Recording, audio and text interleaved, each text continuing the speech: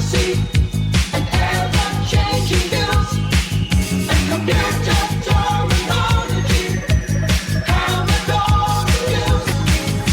Are you keeping up with the Commodore? Yes, the Commodore is keeping up with you. Are you keeping up with the Commodore? Because the Commodore is keeping up with you. Are you keeping up?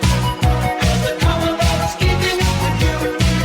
Are you keeping up? Because the Commodore is keeping up with you. Hello and welcome to episode 149 of Zapped to the Past. I'm Adrian Mills and I'm joined as always by Mr. Graham Raddings. If you have not listened before, this is a podcast where we discuss games that were released for the Commodore 64. Last week, we looked at our first batch of games from issue 60 of Zap 64, which we are in no way affiliated with, and manoeuvred pointlessly in Mountain Bike Racer, experienced advanced physics in E-Motion, and piloted the flickery P-47 Thunderbolt. This week, we conclude our look at the games in April 1990, along with what was also lighting up our TV and cinema screens that month. Graham, will we be showered with goodness this week, or covered in something less pleasant? Well, we had been hoping April 1990 would bring more than showers of wet eggs. Alas, in this crappy month that also saw the massively unpopular community charge, aka the poll tax, take effect in England and Wales. We noticed that our precious fluid is going to leak from our plumbing and call the water engineers for some fast repairs in Pipe Mania, and then head to the dreary and emotionless world of silent football in the budget footy manager boring sim World Soccer. It wasn't a great month, April, was it, for loads of reasons. Even Comet Austin, the brightest comet visible from Earth since 1975, didn't illuminate our spirits. So while we search the skies for more space rocks, we dive into the sleepy minds of some clearly deranged C64 game developers and explore their candy floss-fueled fantasies in weird dreams. It's not a good place to be. We summon Spider-Man and Captain America for a sluggish dust-up and to check out some garden furniture in the not-so-marvellous Doctor Doom's Revenge, before finally walking the violent, badly realised streets and glitching and fidgeting some fighting moves as we wince, once again, at the stupid difficulty of another game, in this case, After the War. It's always disheartening when the games are mostly crap, but this lot, well, they're pushing the crappy envelope. Prepare yourselves for some really bad eggs. Good question. If the tone of April 1990 is anything to go by, I would suggest something unpleasant. This is the same month back in 1990 where they launched the Hubble Space Telescope, shortly before they realised, we put the wrong size lenses on it. Did so they? Is that true? Yeah, it is, yeah. They launched the Hubble Space Telescope and then immediately had to do another launch to put the corrective lenses on it because it short-sighted. Oh, no. It's a true fact. Should have gone to Specsavers. It should have gone to Specsavers as well. I mean, I'm surprised that advert has not been done. Well, I think it was it's cost multi-billions. And I always imagine it a bit like a Spinal Tap moment. But he said 18 inches. He wrote it on a piece of paper, 18 inches. You can't believe what he says, though. So this is the model then. When we get the real Hubble Space Telescope, it's going to be much larger. What do you mean the real one? This is what you wanted. But yeah, that is true. That's what happened. They launched it up there, switched it on, did the test. They were like, God, everything's blurry. What's going on? Oh, no. Dave. 18 inches. It's in danger of being crushed by a white dwarf. Oh, very good. There you go. Astronomy humour. Wow.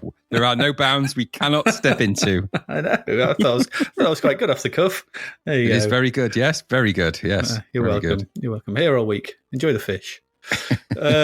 Right, so it's April still. This month. Good Lord, who's the April Fool this week? We are for playing this lot.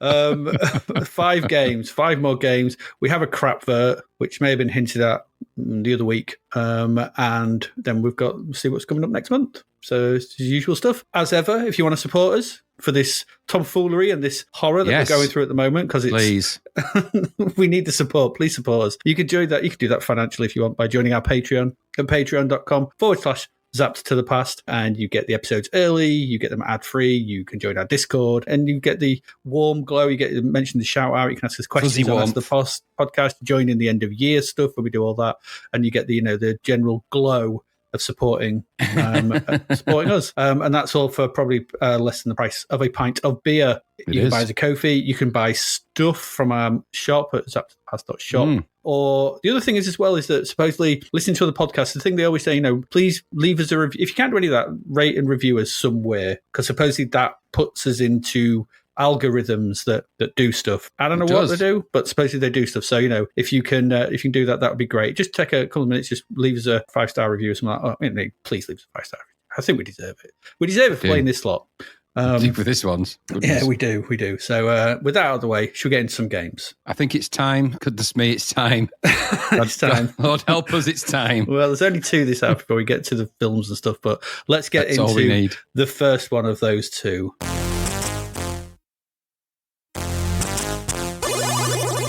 And this is the, I don't know, it's Mania again. It's another Mania. It's just stick Mania at the end of a word, isn't it? Pac Mania. Yeah, true. We had Maze Mania. And now we've got Pipe Mania. She's a maniac. Maniac. Not really. I can only ever hear groundskeeper Willie singing that. You don't listen to my discordant, dirgy version. That was so off key by even my own standards. I'm horrified by my own sound. I will never do that again. I might even erase that. Don't. No, it must be left. It must be left for time immemorial. Anyway, Pipe Mania. This was £9.99. And this is the first of 2 games from Empire Software this week. The dark side or the light side? Yeah, who knows? A company we've not seen before. Never seen before. As I said, this is Pipe Mania. Interesting list of companies behind this, though, with design being Entertainment International and Lucasfilm Games. Hey up. Weird. Where'd they come from? I know. They've gone. I thought they had as well. The creator, this is the assembly line. Never seen them before. Which means the coder here was Adrian Shepard, and the graphics were by Kevin R. Ayer. That's hard to say, that is. Weren't assembly line Amiga coders before, though? Maybe, quite possibly. We've seen Adrian Shepard before, though. He did One Man and His Droid, Grand Prix Simulator, the shoebox racer. He also did Transatlantic Balloon Challenge, Laser-Eyed Eagles, and he also did that Vampire, which very good. But a man of disparate talent. So they're 4 very different games, I have to say. Yes, very true. So this was also released on just about every machine going at the time. This game, Pipe Mania. Is it on the Sword or the Jupiter? Well, I'm just going to say, although having read the 8-bit stories, I can attest that it's not true. Just feels like it.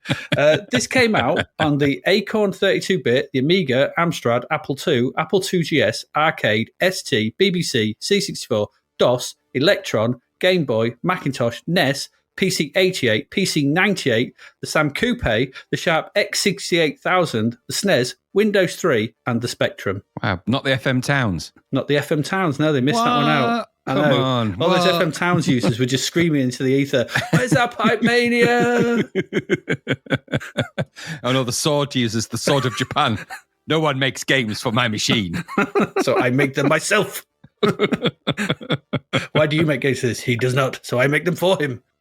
He is a Jupiter user, so I cry for him. Yeah, indeed. That's a lot of platforms. That is really a lot of platforms. It really is. So does it deserve that many versions? Okay, so the C64 version starts off. It's got a nice weird loading screen. This good. It's kind of high res, but it's nicely drawn. Good use of color. Yeah, I thought. it showed like a panicking sort of engineer guy along a pipe as he tries to handle his massive a plumber. Yeah, engineer guy. So do you not call them that in your house? A water engineer. An engineer guy.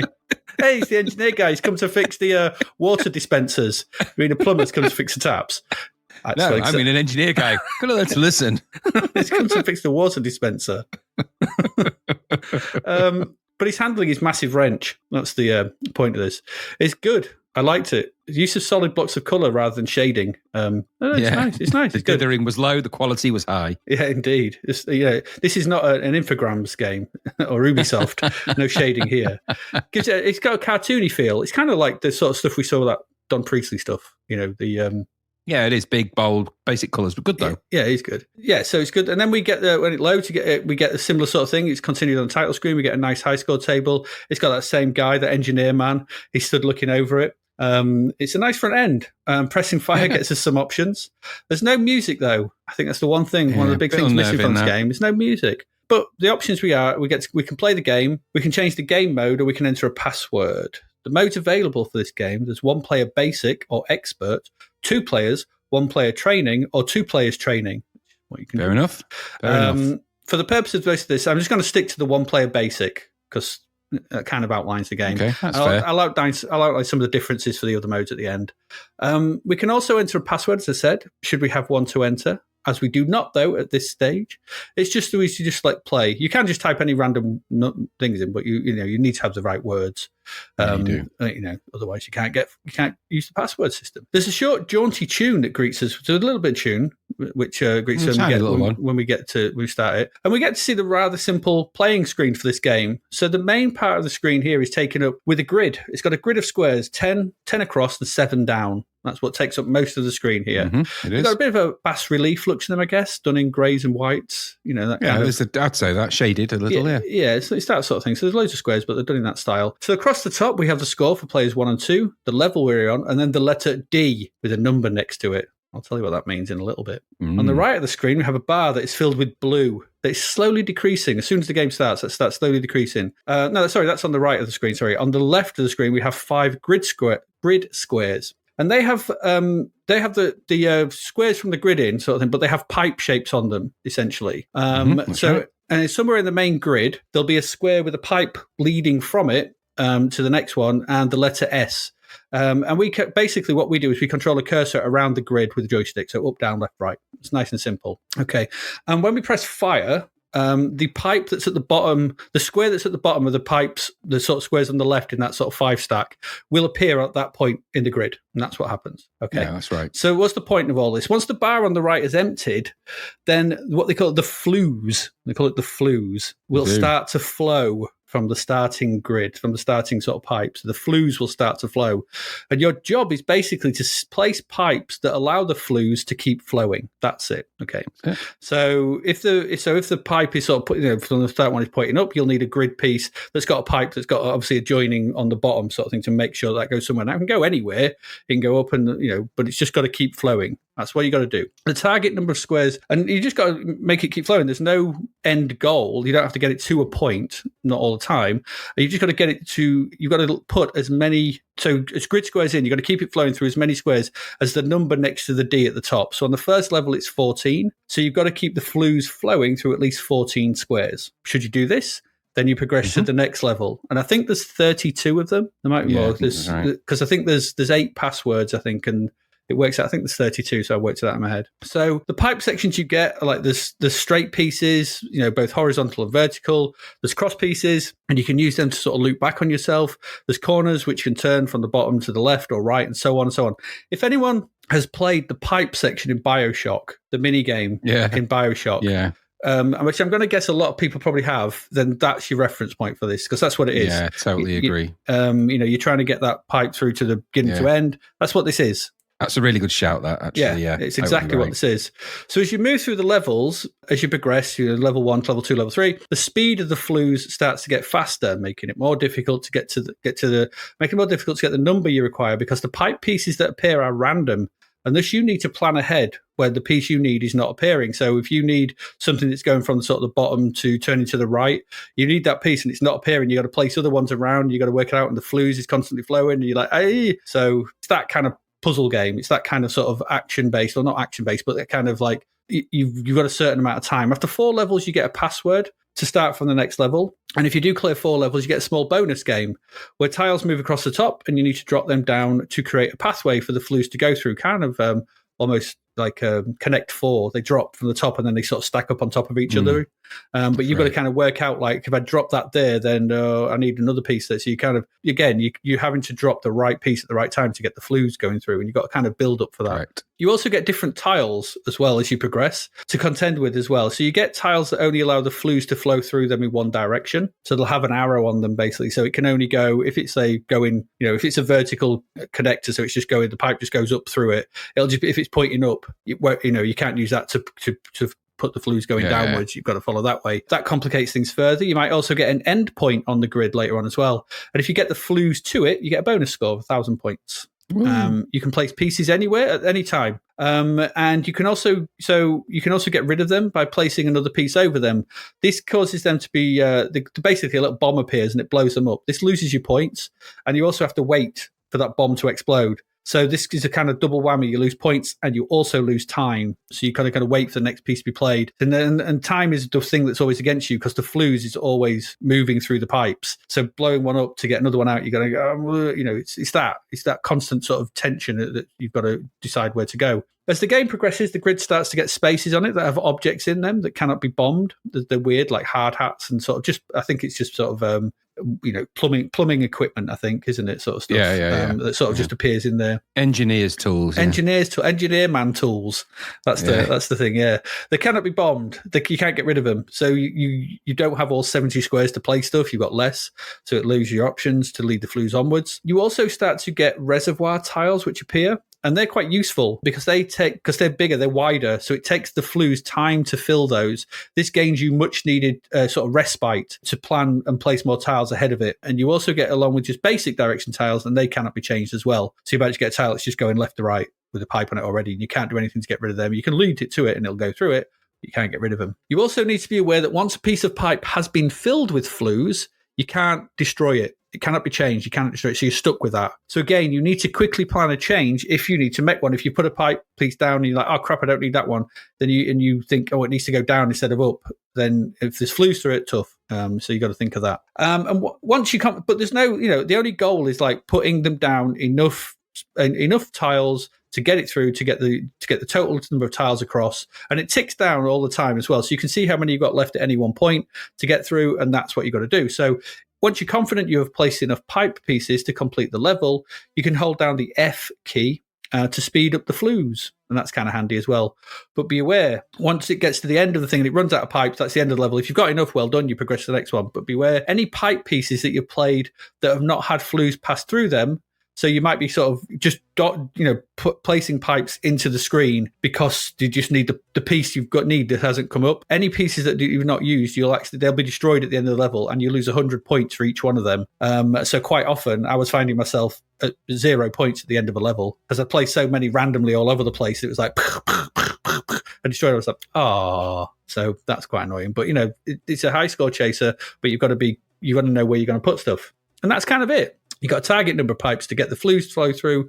You've got no control over the type of pieces you get. You just must plan ahead accordingly, and that's it. In this respect, it's kind of got an element of Tetris, I think, in it. There's elements of Tetris in the way that the different shapes, so the different pipe sort of directions come through in the way that you don't know what the next Tetris piece is going to be, and you're constantly trying to put something together to keep the game flowing, to keep the game going. But this has got a fixed target for progression to the next level. In expert mode, you actually get red and blue tiles to lay, and they come from, so on the left where you've got the stack of tiles normally, here you get 3 at the top which are red and 3 at the bottom which are blue. And so when you want to, so you've then got a choice of 2 that you can play at any given moment, and you do that by holding down the fire button, and you push up for a red tile or down for a blue one. Now, I didn't notice any difference what it was playing them. So, I mean, maybe it's in 2-player mode. So actually, it seems like it gives you more options than basic mode. So it seemed a little easier to progress because you've always got 2 options to choose from. So maybe I was missing something. I don't know. I read the instructions and I couldn't, played it quite a few times and I couldn't, I had the same number to get through, but I don't know. But yeah, so this is a pretty addictive game. It is, because it has that single idea that the good puzzle games have and just builds upon that in more challenging ways, which is the sign of a good puzzler, I thought. It reminded me of a cross between Confusion, which we looked at ages ago, and Super Pipeline. It's that kind of thing. So if you put those 2 things together with Confusion,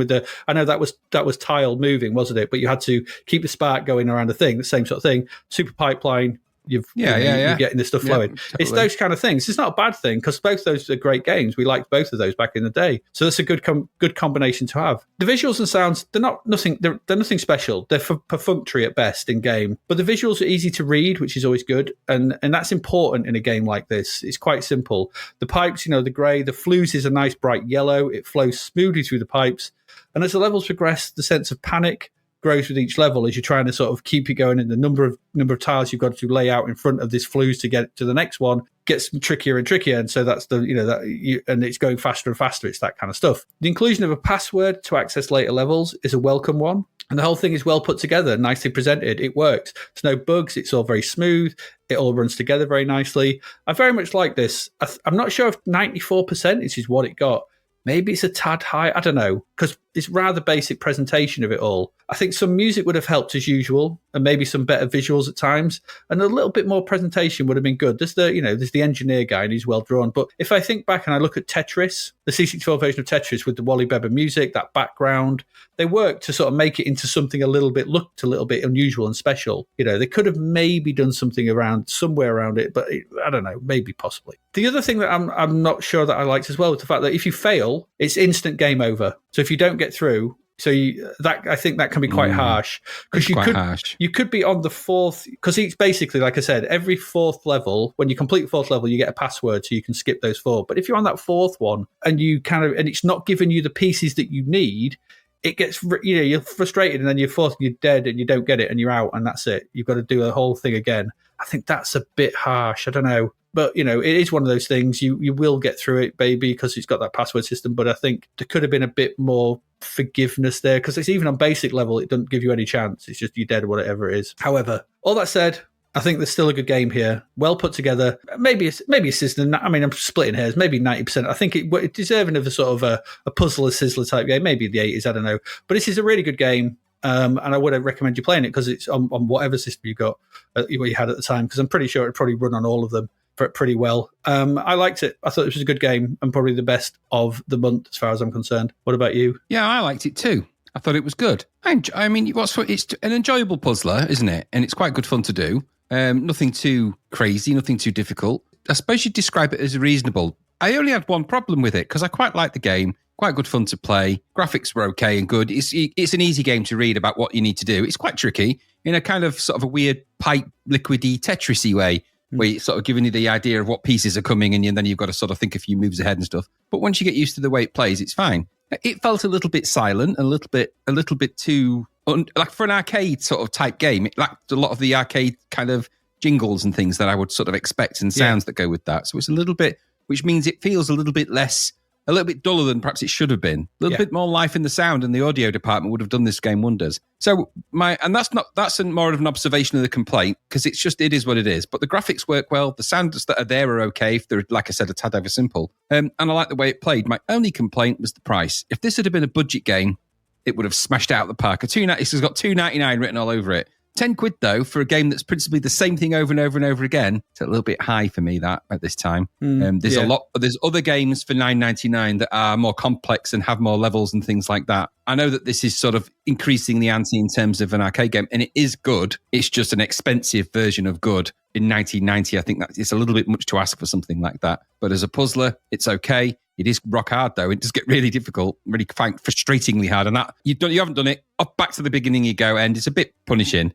Yeah. But I suppose you could get through this if you wanted to, and you'd sit there and battle with it. I just don't know if I'd battle with it for 10 quid's worth of time. My 10 quid could, if I was looking at get two games on a shelf, The Last Ninja for 10 quid, Pipe Mania for 10 quid. Not only are they years apart, but you know what? And I mean, I know one is a completely different time of game, but that's what I mean. You get, which one am I getting? If in 1990, I would expect a little bit more for my 10 quid. This feels budget, and it probably should have been. But that's my only complaint. The only other thing I would say about this is, I know it's okay as a game, and it's quite a nice puzzler and everything else, but 94% sizzler good? I don't bloody well think so. Come on. It's good, but it's not that good. So, yeah. So other than that, they're my only complaints with it. It may come alive a bit in, the two-player mode, which is obviously something we didn't try. And it may come alive quite a lot in that as you're trying to sort of, I don't know how it works, whether you're trying to build separate pipelines and stuff and to get it into your thing. I don't know how it works, but it might come alive a bit more in that. So I don't know, but it's still a good game. But yeah, I think you're right. For what I played, it's decent. Yeah, but it's good. But it's decent, but expensive. Decent, I think, for the time. Yeah, I'm not. Yeah, that's where I would have expected. I think the presentation is $2.99 presentation. Yes. That's the thing. If for full price, I'd expect, like you said, music, jingles, bit more oomph, bit more around the edges. That's what's missing. Yeah. It's a bit of a dry experience. I think that's the problem. Anyway, there you go. That's Pipe Mania. Pipe Mania. Come to Pipe Mania. Come to Pipe Mania. Indeed, come to Pipe Mania. That's the first of our two games this part. Let's get on to our next one.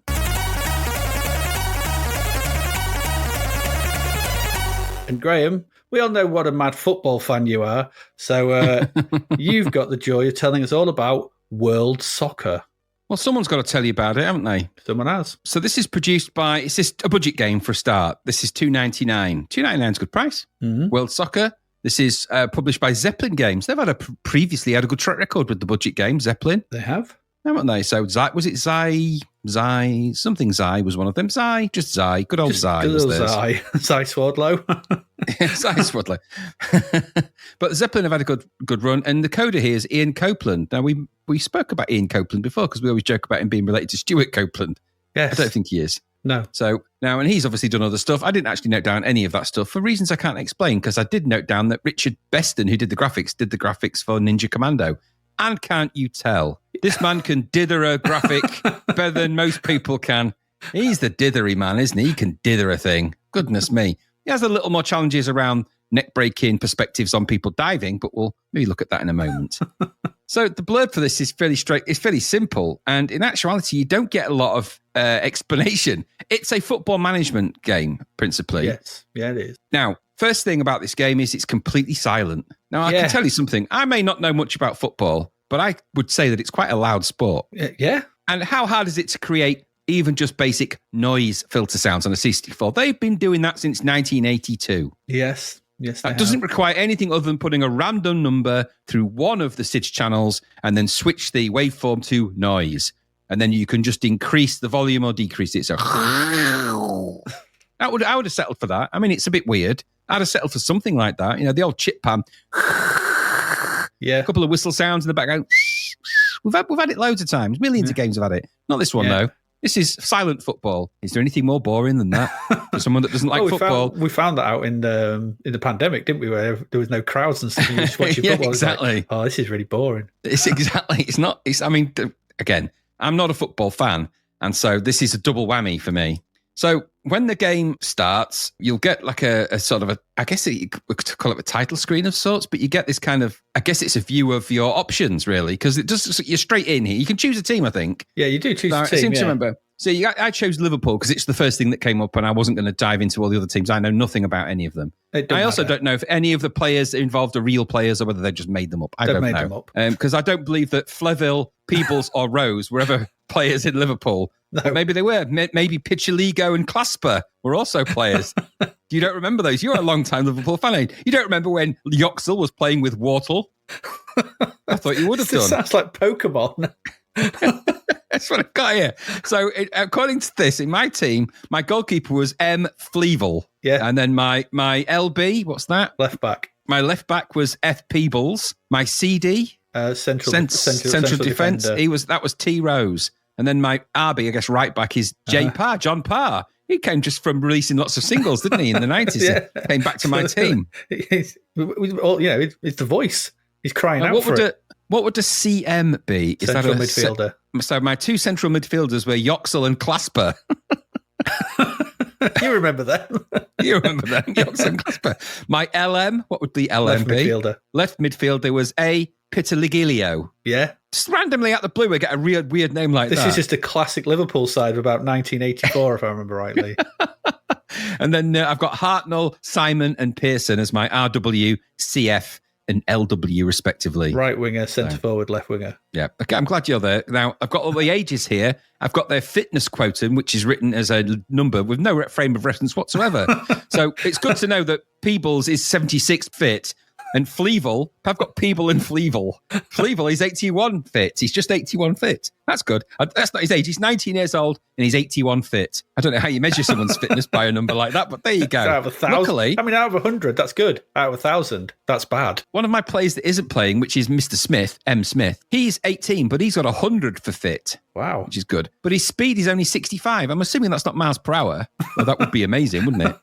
And then he's got an AB rating of 43. What would that be? AB? Ability? Ability. I think it must be ability. Means literally nothing to anybody. They're arbitrary numbers. Could be anything, couldn't it? Could be. Could be. Yep. I mean, that fitness might be their weight in kilos. I hope it's not, because it means John Parr is going to float off the earth at any given moment. But there we go. Anyway, that was my team. So if you don't recognise them, nobody's going to recognise them. No. So the idea of this game is that you've got to take a team through and manage this team through a series of options. It's a football management type game. Now, you don't get to play the game. You just get to watch a commentator and a ticker tape type thing when the games actually get to that point. That looks suspiciously like Alan Hansen, a young Alan Hansen. It does look like Alan Hansen, same hair and everything. Yeah. On channel Z2. Yeah. Of course it is, Zeppelin 2. Yeah, right, of course it is.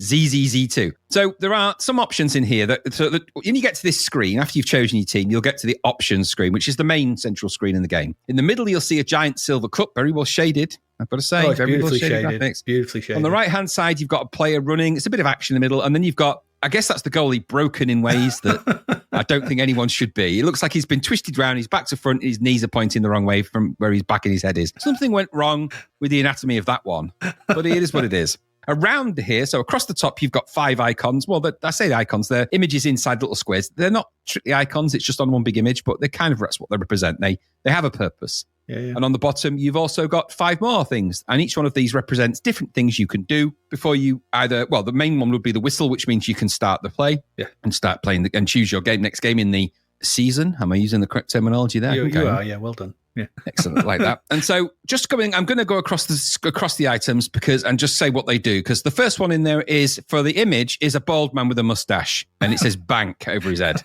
It's Bob Bank. It's Bob the Banker. When you click on Bob the Banker, it says the bank manager will show you your current financial position anytime you require the information. We'll also agree to loan money to you to venture into the transfer market so you can buy high-class players to improve your team. I'm guessing the players with much higher fit and ab scores than the ones I've got. Or you can loan. You can enter a loan and get a loan from them if you want. You can pay your loan back if you want to, obviously, as you gain money from winning games, or you can exit back to the main screen. So that's all you can do at the bank, basically. You can get money if you need it. Okay. Yep. Next to that is On Air. This is a running commentary of the match in progress, and it's given by Josh McDonald, Zapped TV sports reporter. So if you select that, that's what you get. That's it. Yep. Next to him is the medic. If you click on the medic, the players who are match fit and able for squad duty will be shown here. Injured players are also reported on. An expert assessment of how long they will be out of your first teams and their actions and all of those things. So medical report. Next to that is a cassette tape where you can save your current game for future use. Useful.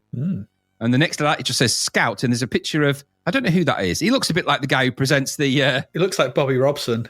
Yes. Now you say that, yeah, it is Bobby Robson. Yeah, absolutely. With maybe, Bobby Robson. Look, okay, so there's Bobby Robson down there. He's the Scout. He's the Scout. The Scout is able to tell you where he thinks the strengths and weaknesses of your team are in the present form. He can also recommend players available in the transfer market who would, in his opinion, strengthen and improve your team. You may purchase the players the Scout recommends or return to the play screen. That's the job of the Scout box. Okay. Across the bottom, then, you've got a hand clutching some money. That's where you can sell your players. I don't need to go into the description of what you can do that, but you can dispense with players that maybe have lost their form or have never reached peak performance, whatever that might be. And then you can make those decisions to sell them. You gain money. You can then buy other players that your scout might have recommended. Mm-hmm. Next to that is an icon of what looks like a little printer. That's actually will give you your league position. So it displays the position of your team in the current league. That's always handy to know, isn't it? That's very good, yes. And I can tell you, after a short brief period of managing Liverpool, they went straight to the bottom of the league when I did it. I don't know why. I won 2 games as well. Don't know what's going on there. Next to that is a whistle, and that whistle is the match play. So this means that you can then actually go into the next fixture you've got to play, and then you can play those and go into it. And so you can then go in, the game starts, you can then view the on-air review of that, and that'll sort of dictate that. And I'll go through a little bit of what that looks like in a minute. And that is obviously a game of 2 halves, isn't it? So you can then you sort of see the first half and see what's going on and do that and manage that process and do things inside of the game, which you might want to do. And then next to that is a little question mark on a football shirt icon. That's your team selection. So you can select from your squad of 11 players, 11 for your first team and 2 reserves. In making your selection, you may take into account the position, the age, the fitness, the speed, because these are obviously the letters, and the ability. Is exactly what we thought? Magic. Press the pointer to F. Press the pointer to F to select a player for the first 11. S to place a player in the substitutes bench, or if the player is already selected, they'll be dropped from the team. And then the final icon on the bottom of that is the first 11, and that displays your current selected first 11 and reserves. And that's your cracker. That's it. Everything is ran from that screen. There's no other frills in there. No. So everything goes back to that. So if you're once you start the game and you've started things off, that's your main screen for everything, and then just things happen in amongst the game. If you do start your game, you'll go to a view of the guy, and from the ticker tape at the top of the screen is the presenter. What did you say look like? I forget his name of the person. Alan Hansen. Looks like Alan Hansen, apparently, in a nice sort of suit. Very well shaded suit. Very well shaded. And underneath that, you'll see a ticker, and then it will obviously, as that ticks up, you'll get things like it says, "Welcome back, I'm Josh McDonald. Let's give you a sort of review," and it sort of tells you in the 75th minute, so-and-so scored a goal, and it gives you the rundown of what's happening in the game. And that might be enough for people that like that kind of thing. It's all silent though, completely silent, remember? Yes. If you do click on the bank or another couple of option screens, you get a different view, which is kind of like like a big notepad in the middle of the screen. The graphics aren't terrible, but it's more like a spring notepad with sort of text on it that allows you to sort of click on buttons. And you use your joystick, by the way, to move around with a little icon pointer all the way through all of this. So you move your joystick. It's not actually that bad to do, but that's what you do. That's how you control everything in complete silence. Of course, praise silence. So during the games, no sound. So it's not that exciting to just watch the ticker tape. Even the ticker tape sound would be better than having no sound. Yeah. And then obviously the other things, and it flips between sort of different screen views. So you'll either be viewing the screen as I've described. You'll have the view of the guy reading the ticker tape to you, the presenter. You'll have the ones with the spring bind, or you'll just have plain text on a black screen with a button at the bottom and your icon. And that's kind of that's how the game plays. And the idea here is you take your team through the various fixtures and you take it through a league. And then obviously, I imagine I didn't get that much further into this than that because, I didn't. But I imagine that you can then play a season of football with your team and you can manage them, trade people in. Yeah, well, this is where I would lean into your expertise because by this point, I'd tuned out completely as well. I did have a little bit of time for Fleeble and Peebles. I just wondered how they were going to do, but it wouldn't let me sell them. It wouldn't let me do anything. And all I could really do was go to the next game, play some team I'd never heard of, and just watch a ticker tape in complete silence, waiting for exciting things to happen when they didn't. One of my games was 0-0. I think that's the definition of the most boring thing you can do, is watch a computer figure out that nobody can win in complete silence. I was thinking, well, at least it could have been an outcome or something that I could have got behind. It's like, oh, sorry, 0-0. No one's any good. And then it just told me that 2 of my players had been injured. I was like, what? They didn't do anything. They didn't even win. Terrible. Main problem here with this game is it's completely unexciting, which football is not. I mean, I'm no football fan, but I'm pretty sure that it's an exciting thing to watch and view. Having watched some of the TV shows recently about football, I can tell you it has a dedicated army of fans, and they're quite vociferous about their teams. So to not be able to capture any of that part of a football game seems utterly stupid to do. Now, I get the idea that they wanted to do a big manager game, and I don't know how much sound there is in Football Manager, the game, which is kind of the daddy of all of these, isn't it? So I don't know. Maybe that's a completely silent experience too. Maybe that's just me. I mean, I suppose you could put on sounds of football in the background on a tape recorder or something if you're really bothered, or make them yourself, or whatever. This is a one-player game, so I don't see this really having much appeal to anybody else. So if you've got your mates around, you could both sit and watch your team fail if you want, which is probably what would happen with me. But I just found this to be, for me, it didn't seem like a very good football game, but I'm not into football. But even by my standard, it didn't seem very good. The graphics and everything are quite nice, what you see, but there's not a lot of them. And the actual game itself, well, it would have behooved them to just put something in that was a bit movementy and a bit actiony in a football game, or some sounds that just gave you an indication. And that wouldn't have been that difficult a job to do in a game like this. To me, it looks like there's plenty of space for the sounds, and it's not like you push in lots of complex music through.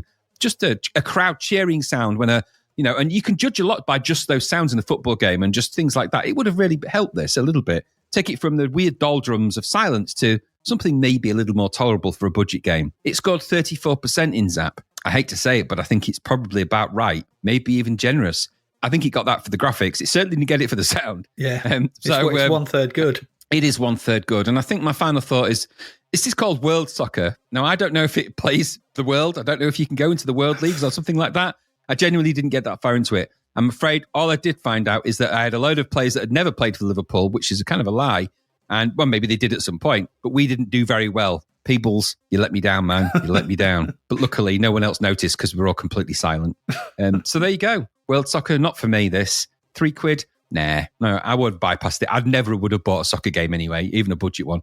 So what about you? I guess it's an interesting budget, man. If you like this kind of thing, but it's boring and repetitive. It's a boring and repetitive Football Manager attempt, really. Some nicely shaded visuals, really nicely shaded visuals for the various menu options and the like. That I think that goalkeeper, by the way, is supposed to be. I think if I recognise the sort of dive and the angle, I think it might be a Gordon Banks save from Pele or something where they did that save. I've seen that image of that keeper in that position before. Not quite so broken, obviously, because it is what it is. There's some, like I said, nice shaded menu options, but it's just slow and so lifeless. And I've got the same as you, no sound effects or anything, not even a cheer when you score. I mean, that's Football Manager, that's not right. That's not right. If you can't even give me a or some noise, I don't know. Don't understand why this is so. Which is so. It says not having nothing renders this a really boring game. There's no excitement here or build-up. And I didn't like the stock phrases used to describe the passages of play because they soon get really predictable. How many is there? About 10? And there's not many. There's not many. Something like that. Yeah. There's barely any sort of thing. So the way it describes it, doesn't it? I mean, just what's the one? Because the one I kept seeing, and I've got a screenshot of it here. What is it? Because from the halfway line, the Newcastle number 5 dribbled the ball downfield, narrowly avoiding the defensive players, passing over their heads to another player who was able to beat the keeper with a superb lob kick. None of that makes any sense. No, it doesn't. That's not football. That's not how football happens. I guess the icon system is nice, but it's a pain to redo your team because if you want to go back and change something out of the defense, you have to go all the way through and out of it and come back in. It's stupid. I didn't like the fact it's stupid leagues. It's world soccer, so you've got, I don't know, teams like, who have we got in this league? I'm looking at here: Borussia Mönchengladbach, Cologne, Dynamo Minsk, Hajduk Split, Hamburg, Hearts, Newcastle, Norwich, Osasuna. This is stupid. All right, okay, I'll take your word for it. It's just a load of sort of European teams in a league. I thought if there was Hearts, surely there'd be diamonds, clubs, and spades. Maybe, but there's Scottish, you've got Spanish, you've got German, you've got French, English. No, I don't like it. I don't know. Tracksuit Manager is probably peanuts by now. So you just play that over this. This reminded me. This isn't the first time in recent memory that we've had a football game in complete silence, because that Footballer of the Year 2 was as well. Do you remember that? It was meant to have music and they forgot to put it in. Yeah, I don't know. And that's the way that felt as well. Just the same similar sort of thing. A load of icons to choose from. You're doing stuff, but you're not actually doing any football. Feels empty, this. No. Desperately needed something for the ears, just to bring it to life a little bit. Some music playing through it and stuff like that, but they forgot. I don't know what happened. They forgot Where's about Adam Gilmore when you need him? He usually does the Zeppelin stuff, doesn't he? He does, yeah. Where is he? Come on, where's Gilly? Come on, Gilly. What are you doing? Gilly Gilmore. He was in my team.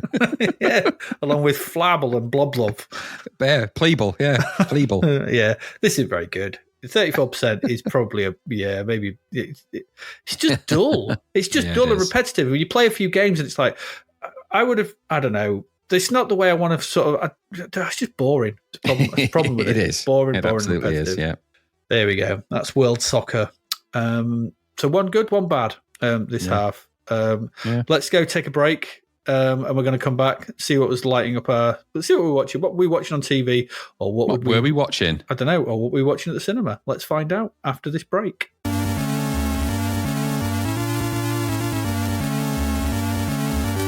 Okay, we're back. Film and TV in April 1990. 10th of April, Graham.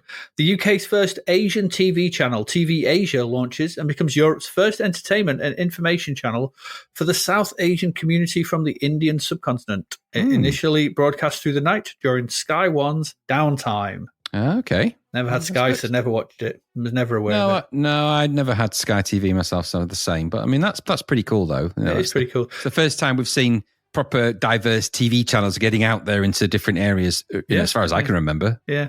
I mean, my only sort of real experience of sort of Indian content at this time was the Mahabharat stuff that we used to catch on a Saturday night late on round at your house. We were like, what is this? What's this? Yeah, with those people Mahabharat attacking each other with giant maces and things. It always looked quite colourful and exciting, that. Yeah, but that was my, my early days. There wasn't let's just say there wasn't much ethnic diversity of TV channels back in the 80s. We say. No, and we're only a decade or so away from the really horrible 70s shows where diversity was all about difference and about them being stupid and things, and not good, bad, really bad, in fact. Really bad.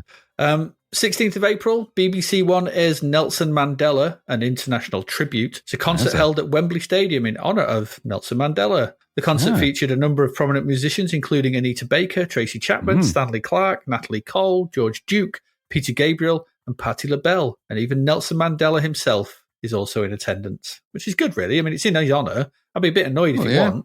Well, yeah, he's not long been released from prison, has he? So this is quite a big celebration of Nelson Mandela now. Yeah. Do you remember this? Very vaguely. Yeah. And I remember, as I was reading through the list of people that was in it, I realised that none of them would really have any interest in me. Maybe Stanley Clarke, because he's an amazing bassist, wasn't he? But I don't remember much about any of the other people in it. Peter Gabriel I'd heard of, Tracy Chapman, obviously, but I don't remember much of the actual thing itself.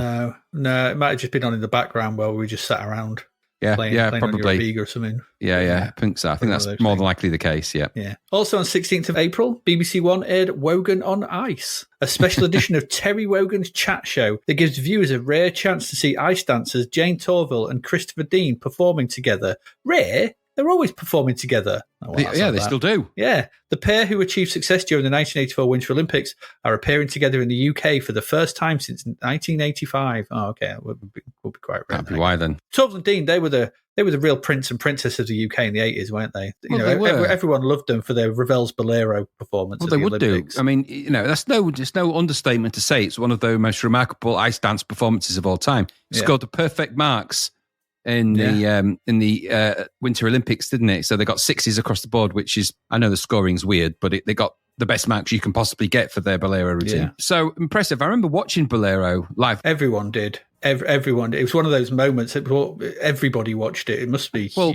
both my sisters were ice skating and in competitions at this time. So my mum was very much into that with them. I was never into it, but they were well into that. And so anything that was ice skating, it was compulsive viewing at our house. But it was amazing to watch them blow the competition away at that time with that amazing dance routine. It was clever stuff. And subsequently, of course, now they're always on telly because they're on the ice dance show on the ITV, where it's a bit like one of those shows where they get a celebrity to perform with a professional skater. Oh, right. Okay. And so Dancing on Ice, it's called. And then so each week somebody comes out and then they get eliminated by one of the four judges. Two of those judges are Torville and Dean. Torville and Dean, right. Yeah, it's not, that's it. They're not to obviously be confused with the classic Pearl and Dean from the cinema adverts in the 1970s.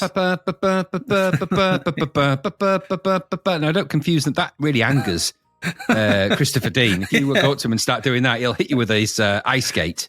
Yeah. The sharp end, he's going to get the pokey end right into the corner. It's going to hurt a lot. He would do as well. 21st of April, the BBC reverts to airing just one summer Saturday morning magazine show and replaces On the Waterfront and Up to You with a new show, the 8:15 from Manchester.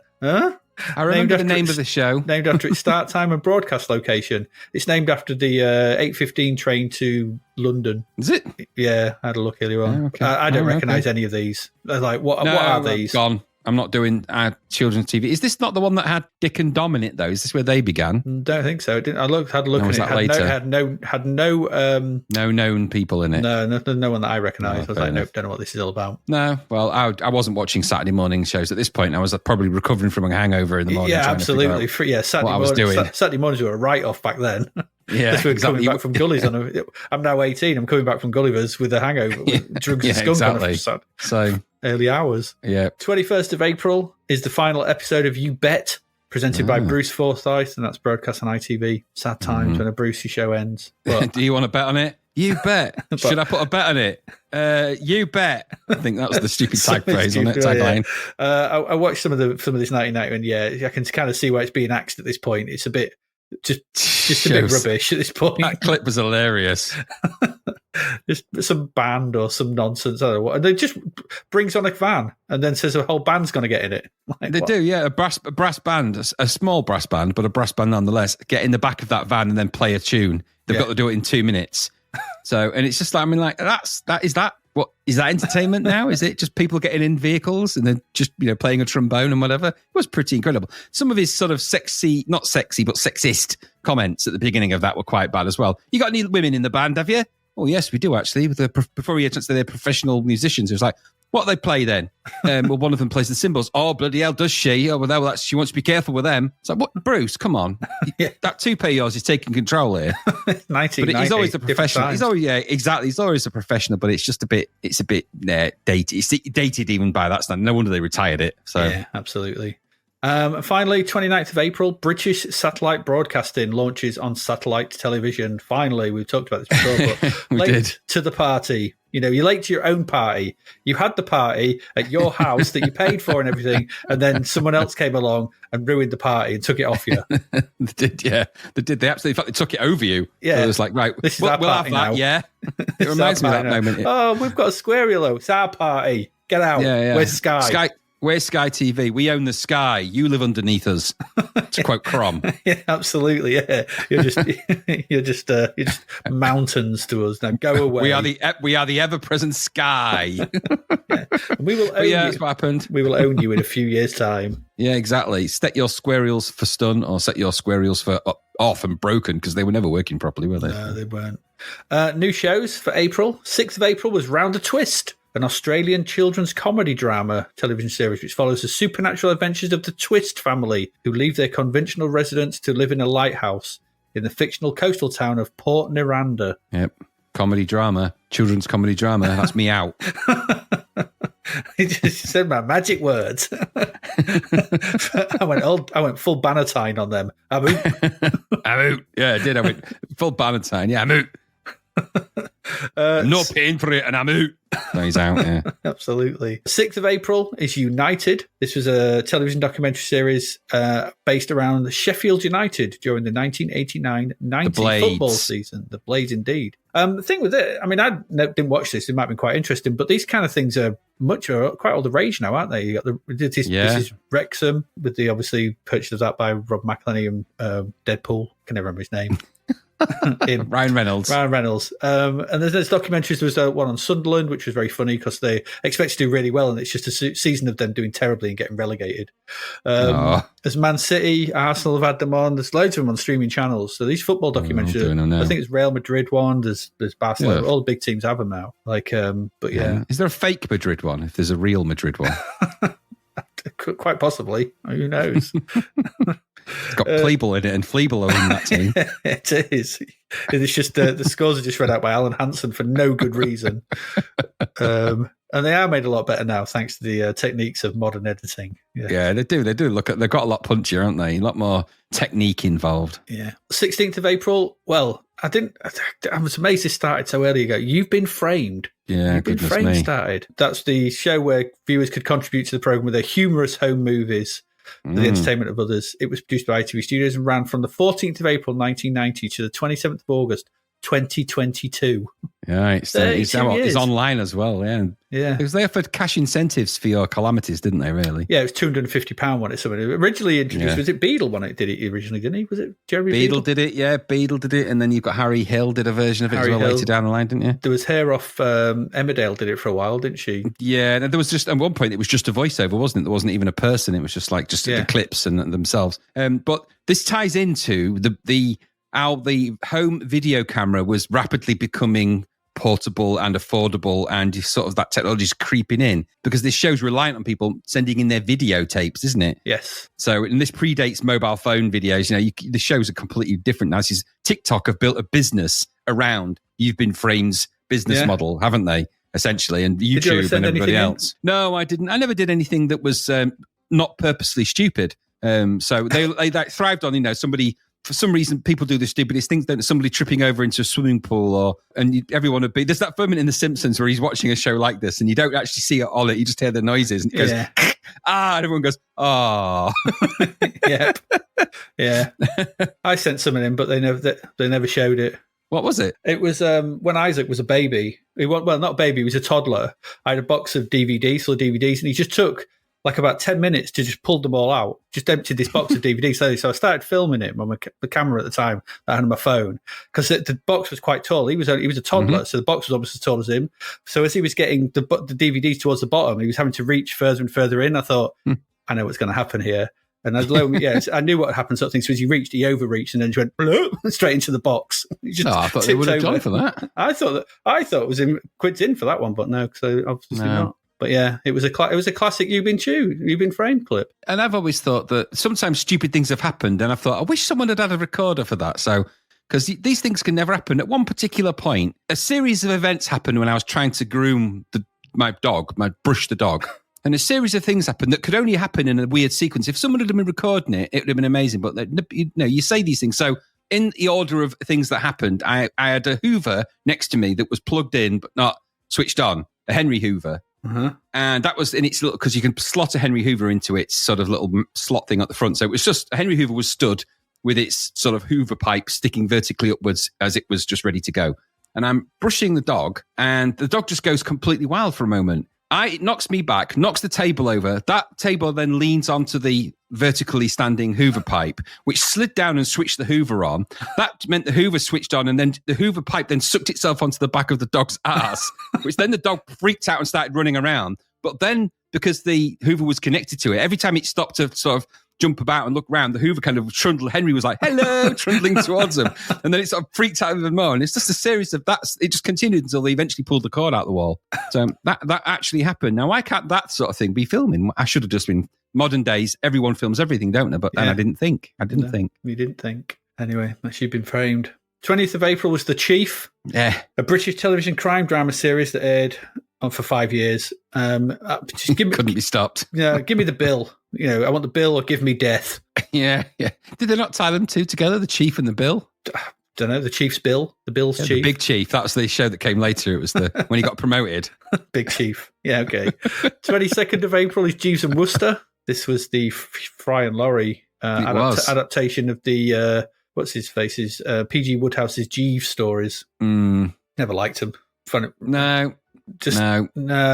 They were better. They were better in Blackadder, the pair of them. Yeah, this didn't strike me as very funny. But then, as soon as you said P.G. Woodhouse, that's the other trigger for me to just switch things off. I'm not into that. No. Never going to be into it. I never found this very funny. They did other things that were funny than this. A bit of Hugh and Laurie was funnier than this. That sort of stuff. This kind of thing, not for me. No, not for me. 22nd of April was Perfect Scoundrels, an early 1990s British television comedy drama following two con men's travels while conning various people. This starred Peter Bowles and Brian Murray, as well as a cameo appearance from pop singer Lulu. Oh, dear. You remember them? Lulu, Bowles and Murray. Absolutely. I watched a bit of this we've got a link to episode 1. It's exactly as you'd expect. Boring and dull. Vaseline all over the lens. It looks like it's been filmed through an American tan tight. If Lulu was involved, that might not be Vaseline. Just saying, Peter Bowles is a very excitable chap. Well, he was the man of Born, wasn't he? He certainly was. He was very well to do, actually. I'm glad you noticed that about him. Yeah, well, he always wore a bowler hat in the bath as well. They're named after him. Peter Bowles, Brian watches. Before they were known as saucepan hats, until he came along and made them more popular. Oh, I see you're wearing the Bowles hat. And later Peter Bowles, Brian approves, I think we'll have there, but yeah. Indeed. Finally, 23rd of April is Families. Daytime soap opera, ran for 3 years. Do you remember this? How? No. How did it run for 3 years? It was utterly dreadful. Yeah. It followed two families, the Thompsons, based in Cheshire, England, in the fictional market town, class, of course, of Westbury, and the Stevens, living in Sydney. Okay. And it was produced and recorded at Studio 6 in Granada Studios. I'm guessing didn't look like Sydney. No, I think they went to Sydney, filmed a few external shots and reused them extensively. There's extensive use of those external shots. With the techniques of modern editing, we don't need Sydney. Absolutely. Look, watch this green screen. It'll seem like this blue screen. The chroma key allows us to be anywhere in the world we want. Get out. Take your wooden crap with you. The acting in it was so bad, wasn't it? It was bad. Oh, it was dreadful. Clicker so watched. Bad. Really bad. That's your TV. What could we have gone and seen at the cinema? Well, it's quite a chunk this month. 6th of April, Courage Mountain. Courage Mountain. In this version of Heidi, a young Swiss girl is sent off to boarding school at the beginning of World War One. Heidi with Charlie Sheen. What could go wrong? Quite a lot. I'd imagine so. Quite a lot. Yes. No, I never saw it, and I wouldn't have wanted to. No. Was this on the video on the rack shelves in Blockbuster? I don't remember it. Let me have a quick look at what the poster looked like. See if it reminds me. No, that's just Charlie Sheen looking pained. I don't remember that at all. No. Best not to. Alternatively, if you didn't fancy that, you could have gone and seen National Lampoon's Christmas Vacation in April. So stupid. Why didn't they release it at Christmas? I don't know. We had Scrooged. I think we had Scrooge. That was released. Why did they wait 4 months to release this? I mean, and then they go, "Oh, it didn't do very well at the box office." Well, what do you expect? Exactly. Well, the thing is, this is actually points to the weird world of film distribution in the 90s, because at this point, before the lock was broken, a lot of the film companies owned the cinema chains, didn't they? This was all detangled at a certain point. Yeah. And so this might not have been able to get in because they probably had other films that they would have classed as higher holiday priority films at Christmas. Then they thought, we're not putting another one out there. We're just saturating. So they thought, it doesn't matter. It's not going to get much traction. It's a very US-based Christmas movie, really, because it's around the US traditions of Christmas. It's not going to do much business in the UK anyway, so just throw it in April. It's going to do significantly less business at not Christmas, I would have thought, but what do I know? I mean, it's Easter. So it is Easter, yeah, absolutely. It's actually a very good film, Christmas Vacation. It's not the best vacation movie, but it has some really funny moments that only occur in Christmas Vacation and the National Lampoon's movies. And by this point, I'm actually tiring of Chevy Chase and his performance in it, because essentially it's just Chevy Chase and he's the same thing in everything. Yeah. And it's actually the weakest version of Clark Griswold out of all of the films he does it in, including that Vegas Vacation, which is not very good at all. No. But maybe it does have its crazy fun moments. And the real hero in that is Uncle Eddie, and always probably has been since the very first National Lampoon's Christmas. But that one where he pours all of his shit into the drains and then they blow up and stuff like that. There's some really great Eddie moments in that one. There's so many clever sequences in Christmas Vacation, and it's also become one of my staple Christmas movies. Yes, I have to watch every year. There's a lot of sap. A lot of sap in this movie. A lot of sap. And then they cut to him opening the magazine and just ripping it to shreds because he's so sticky. He's so covered in sap. And of course, my favourite bit is where he manages to destroy next door neighbour's stereo with a thing of ice out of the thing. And they come home and there's just a blown up stereo and a puddle of water, and they're like, It inadvertently slips on the roof and grabs hold of the gutter, which fires a icicle across the street and through the window of his neighbours into their stereo. So when they come back, there's just a broken stereo, a very expensive one at the time, and a pool of water, and the guy going, What happened? It's just brilliant. It's really. There's that, and when he switches the lights on, finally. When he switches the lights on, when the old guy sets light to the Christmas tree. Yeah. His head's on fire at one point. Little dry. It's worth watching it these days. It's the only one of them that goes a bit needlessly over sentimental at a certain point, but it is a very funny film, and it's worth watching. It is a great Christmas film, but not one to watch in April. So. No, certainly not. No, you're celebrating the death of our Lord. Yeah, not the birth. Yeah. Well, technically, it's the resurrection. It's a different kind of celebration. It's unusual to put the resurrection before the birth, but okay. Yeah, we'll figure that out later. Not that I'm religious anyway, but whatever. Same day, if you didn't fancy that, and probably no one did, you could have gone and seen Look Who's Talking. And everyone fancied this. This was big. So if you don't know what Look Who's Talking is, you probably remember this. Single, career-minded woman is left on her own to give birth to the child of a married man. She finds a new romance in a cab driver. Meanwhile, the point of view of the newborn baby is narrated through voiceover. John Travolta, Kirstie Alley, and the voice of Bruce Willis as the baby. This was huge, massive. It was cost $7.5 million to make and took over $430 million at the global box office. Crazy. That's the numbers that they like to see, and would explain why we got Look Who's Talking 2. Look Who's Talking. Was it Look Who's Talking Now? Was the third one? Yes, I think that was another one. Yeah, I believe it was 3. Like because the second one has the girl in it, doesn't it? Yeah, it does. Which is Roseanne Barr, I think. I think it might be Roseanne Barr. Yeah. But I don't know. I was never a particular fan of this. Were you? No, I hated him. I don't like it at all. There's nothing funny about demonic possession of children, and I wouldn't want to hear Bruce Willis's voice coming out of a baby at any given point. Now, what's worse about this, actually, as much as I hate that, and I did watch it at the time, and I didn't like it. However, this actually was responsible for a number of things, which is the hidden dark side of Look Who's Talking 2 and Look Who's Talking. In fact, both of those films. The dark side being it destroyed the careers of John Travolta and Kirstie Alley because they could never be in anything other than these things after this. Nobody took them seriously. They really struggled to get roles, both of them. Kirstie Alley, in the end, I think pretty much went into obscurity before she sadly passed away. And obviously, John Travolta disappeared, albeit on the back of this, because he wouldn't get any serious offers. They said to him, if you're not going to be in the Look Who's Talking type film, we're not interested. And it took years for him to recover, and only Pulp Fiction really brought him back from the brink. And of course, now he's been in loads of things since. But up to this point, his career was already on a downward spiral, and this really sealed the deal and typecast him forever. And then he did Battlefield Earth. Yeah, that's what I mean. He really struggled. I was reading where he really struggled to get work after this particular film, and he never really liked it. Yeah, because nobody thought it was going to be a success, but it was such a big success that all the studios just wanted more of that, and he didn't want to do it. He's a very good actor, John Travolta, and a really good performer and all sorts. but he was going to play second fiddle to a miming baby, which is exactly what he was in that. Now, what serious actor would want to be upstaged by a baby with the voice of Bruce Willis? That's career-ending stuff, isn't it, if you think about it that way? Yeah. And it was for him and Kirstie Alley. I don't think Kirstie Alley recovered either from it. And they were both, up to this point, sort of big actors in the scene. Was it the same for Swayze in Ghost? No, well, Swayze, he sort of, again, they kind of offered him lots and lots of parts, but Patrick Swayze was always kind of, he had a little bit of action under him. And he was also, remember, he did Dirty Dancing. And so Dirty Dancing kind of kept him in the sort of teen heartthrob. And he's actually a really good dancer as well. But professionally, he was a dancer as well. So he had other skills. But yeah, a little bit. And I'll tell you who also suffered from the same problem was Matthew McConaughey also struggled because he started out life, as you remember it, lots of rom-coms. So he's in loads and loads of rom-coms. Oh, yeah.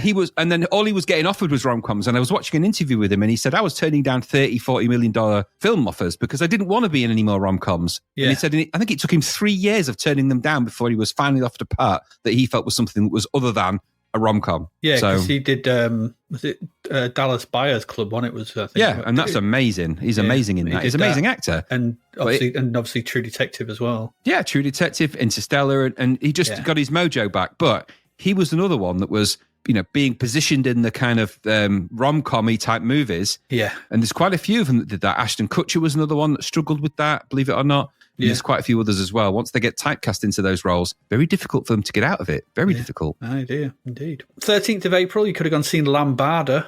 You could. I don't know. He's a teacher and he dances by night and then his two worlds collide, threatening his job and reputation. Bah, meh, whatever. Yeah, total bad meh. But the beginning of the dance movie things has begun. You think? Yeah, because Lambada was a dance movie. We've had Footloose and we've had a few others. And dancing in films. I mean, we go back to Greece and Saturday Night Fever, can't you? Yeah, no, but that's a musical. This is films about dancing. That's a musical. That's not about dancing. That's about two teenagers at high school. Yeah. This is films about dancing. Dirty Dancing has always coming up. If ultimately release a Strictly Ballroom, and then I'm all for it because Strictly Ballroom's amazing. Yeah, but that's what I mean. That journey has begun, and films about, and also about foreign dances, not foreign, but international dances. Yes. So Also on 13th of April, if you didn't fancy a film about dancing, you could have gone seen, and you should have gone seen, Bill and Ted's Excellent Adventure. Did you see that at the cinema at the time? No, I did not. I should have. Oh, crazy. No, it was quite under the radar. Bill and Ted's. I caught it on video. I finally saw it. I don't remember it being at the cinema in Grimsby either, because at that point we only had the three screens, didn't we, at the Freeman Street? Yeah, the Freeman Street three screen, yeah. But everyone probably knows Bill and Ted's Excellent Adventure, I'm guessing, who listens to this, and I still love this film to this day. Gary doesn't know. Gary's always hated it. I know he has. Yeah, weird, yeah, weirdo. But I like this film. It's got an innocence to it. I really like. Reeves and Winter they're perfect in the roles. They're just so good as Bill and Ted. Thing. It's got a great tagline for this as well, which I thought was good, which is history is about to be rewritten by two guys who can't spell. Whoever came up with that tagline, well done. You earned your money that day. That's a good tagline. Did. But it's just, I prefer the sequel, I have to say, Bill and Ted's Bogus Journey, which I think Bogus Journey is the work of comedy genius. I think it's so good on so many levels, so good. But this is a really fun teen comedy that doesn't fall into the usual teen comedy nonsense of stuff. It's just kind of just a bit silly and a bit stupid, and they go through time and get Genghis Khan and Abraham Lincoln and Joan of Arc to come back to San Dimas and do their history report with them. That's the plan. Yeah, and that's it. And the reason they get helped is because they're going to write the greatest song ever in the future and bring mankind together as something as in peace and harmony. Yeah. Okay, I'll go with that. That's just great. Just a great film. Just a great fun film. Have you seen the third one? It is a really great film. I have. Actually, I quite liked it. I thought it was good fun. Yeah, I thought it was good fun. And they seem to step into the roles of Bill and Ted far too easily. I thought it was a good laugh. Yeah, because Alex Winter didn't go on to do much, did he? He went on to direct stuff. Disappeared. Yeah, he directed some stuff. He did that Freaked, which is very good. Freaked. He was in Lost Boys, of course, wasn't he? He was in that. But that's before this one. That was 85, 86. Yeah, so I don't know what he did much about now, but he was in Freaked, which is a very underrated, great film, by the way. But yeah, it is really very good. If you haven't seen Freaked, then go search Freaked out because it's good. No. You've got to love Bill and Ted. So there's a really great, it's a podcast, well, it's a podcast, it's a YouTube channel by a bunch of YouTubers who go under the name Red Letter Media. They do all sorts of amazing cool stuff, and they do a show on YouTube called Review, and there's an excellent review where it's about a 45-minute deep dive into Bill and Ted's Excellent Adventure. I would definitely recommend watching that because it's really, really good. Sort of not just in-depth review of the film, but it also gives you lots and lots of really interesting facts and information about the whole Bill and Ted universe and how it came to be. It's really, really good. I didn't I have to say, I underrated them at the time, and I don't know quite why. If I look back, I can't for the life of me figure out why this didn't appeal to me back in 1990. No. I just can't get my head around it. It's just up my street. It's the right music. It's the right stuff. It's the right level of stupid. Yeah. I don't get it, but I didn't get into it. I actually got into Bill and Ted's Excellent Adventure after I'd seen Bogus Journey. Yeah. So I don't know quite. I couldn't tell you why that's the case. It's just a quirk of my otherwise weird likes and dislikes at certain times. But what a great and fun film. In fact, I watch this pretty regularly because it's just such a light-hearted, fun film to watch, and it is hilarious. And I love the bit in the mall, the big montage in the mall towards the end when they've got all the different characters doing crazy stuff in the mall all through time. The fact that Beethoven's playing this electric piano and doing all this great music. It's such a brilliant thing. Back doing a workout sequence. Yeah, That's singing as well, isn't it? What's really the face cool. out of the Go-Go's, isn't it? It's, I can't remember her name now. It is, yeah. It's a good film. Yeah, it is a very good film. Very, very good film. You Yep, should watch it. definitely. If you haven't watched it in a while, go watch it again because it's really good. Who is it who plays the guy that comes down to them? That's it, Jane Wheedlin. Jane Wheedlin. Who is it who comes to them in the time machine? Rufus. Because obviously they're in a telephone box. It's Who is it who plays Rufus? He's the counterculture guy, isn't he? George Carlin. George Carlin. I thought it was George Carlin. Yeah. Yeah. Really funny. This is famously the guy that did the 7 Things You Can't Say in Television bit. Yeah. So yeah, absolutely. No, definitely go and watch that. And definitely after that, go and watch the other two because they're really good to watch in that sequence and really funny. Yes. 20th of April, I did go to see this at the cinema, and that is The Hunt for Red October. We didn't play the game of this some time ago. Well, I think, there's another one still to come. There's 2 of them. Oh, okay. Yeah, so we had one based on the book, and then we'll get one based on the film. And actually, I went and watched this again today. So I'm running today, sort of thing. And it's actually a pretty decent film, this. I do like this. Yeah, it's Alec Baldwin is Jack Ryan in this. It's the first Jack Ryan sort of adaptation. So, because then afterwards it would be Harrison Ford in Patriot Games in Clear and Present Danger. But this is actually a really good film. It's got Sean Connery not even attempting to be Russian. No. He just kind of tries to look Russian more than sound Russian. He does look very Russian, I have to say, but he doesn't sound it in the slightest. At least Sam Neill's got the yes, yeah, but I mean, come on, they put Sean Connery on a submarine. He can't say that word. We've debated this. No, where's my submarine? Fire torpedoes. Comrades, yeah. It's not going to work, is it? No. What are you doing on my submarine? This is a submarine of the USSR.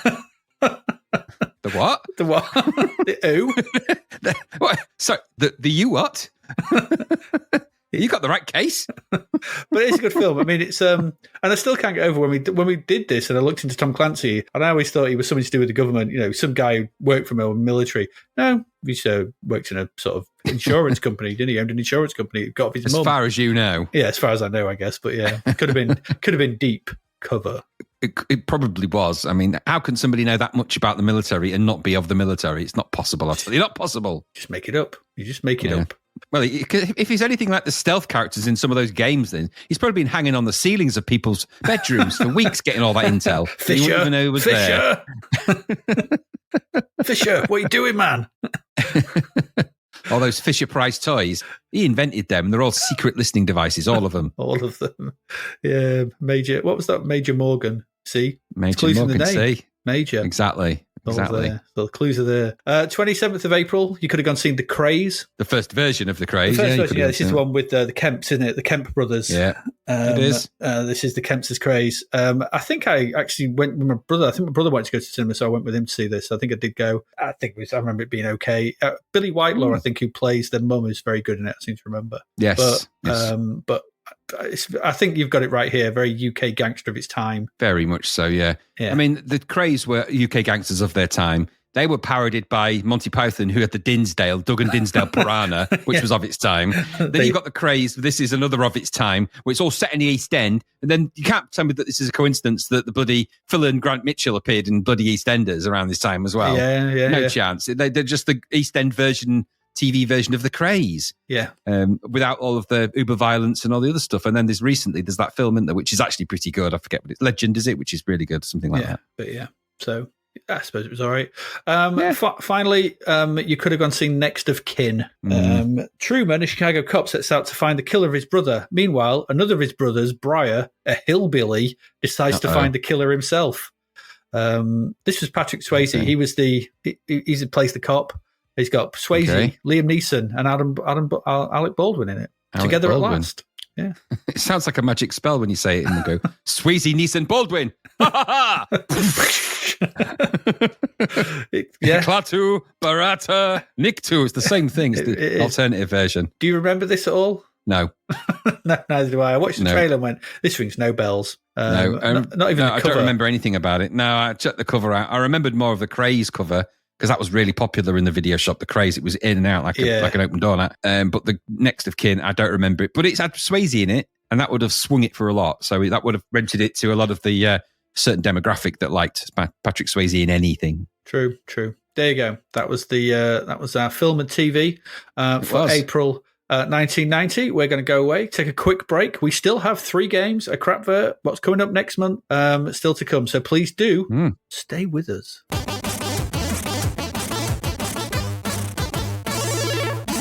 And we're back. Let's get April done. We've still got 3 games. The first of those games, Graham, is Weird Dreams. It is. All right, and I'm just going to state right here at the start that I thought this was bloody rubbish. I'm just getting it out of the way.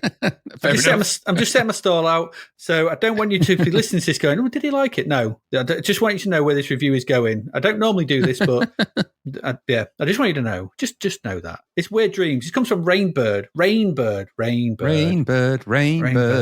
Originally on the 16-bit machines, the concept here was by Tony King and Herman Serrano. And the conversion to the C64 was handled by Delvin J. Sorrell on code, who did He did Scorpius. Fair enough. Steve Hall did the graphics, and Barry Leach did the music. Mm. Now, it seems, when I went looking for this came with a 64-page novella, Graham. Crikey, Bob. A 64-page novella that in some way is supposed to set up the game. I tried to read some of it. I did read some of it, but I got quickly bored. I'm like, no, I'm not reading this. Because it seems that a character called Steve, who's the character you play in the game, has been taken advantage of by a daemon who is inhabiting the body of Emily, who is a girl he works with. The daemon, not demon, it's D-A-E. D-A-E-M-O-N. Daemon.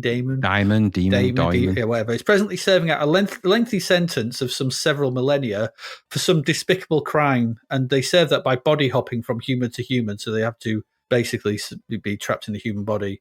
And that's about as far as I got. I mean, it's really dull. And then by the end of it, it seems that there's other demons getting involved, and there's courts and all this kind of stuff. But it's about basically what happens is that for some reason Steve gets in hospital and is about to be operated on, and after going under anaesthetic, this leads to the weird dreams of the title.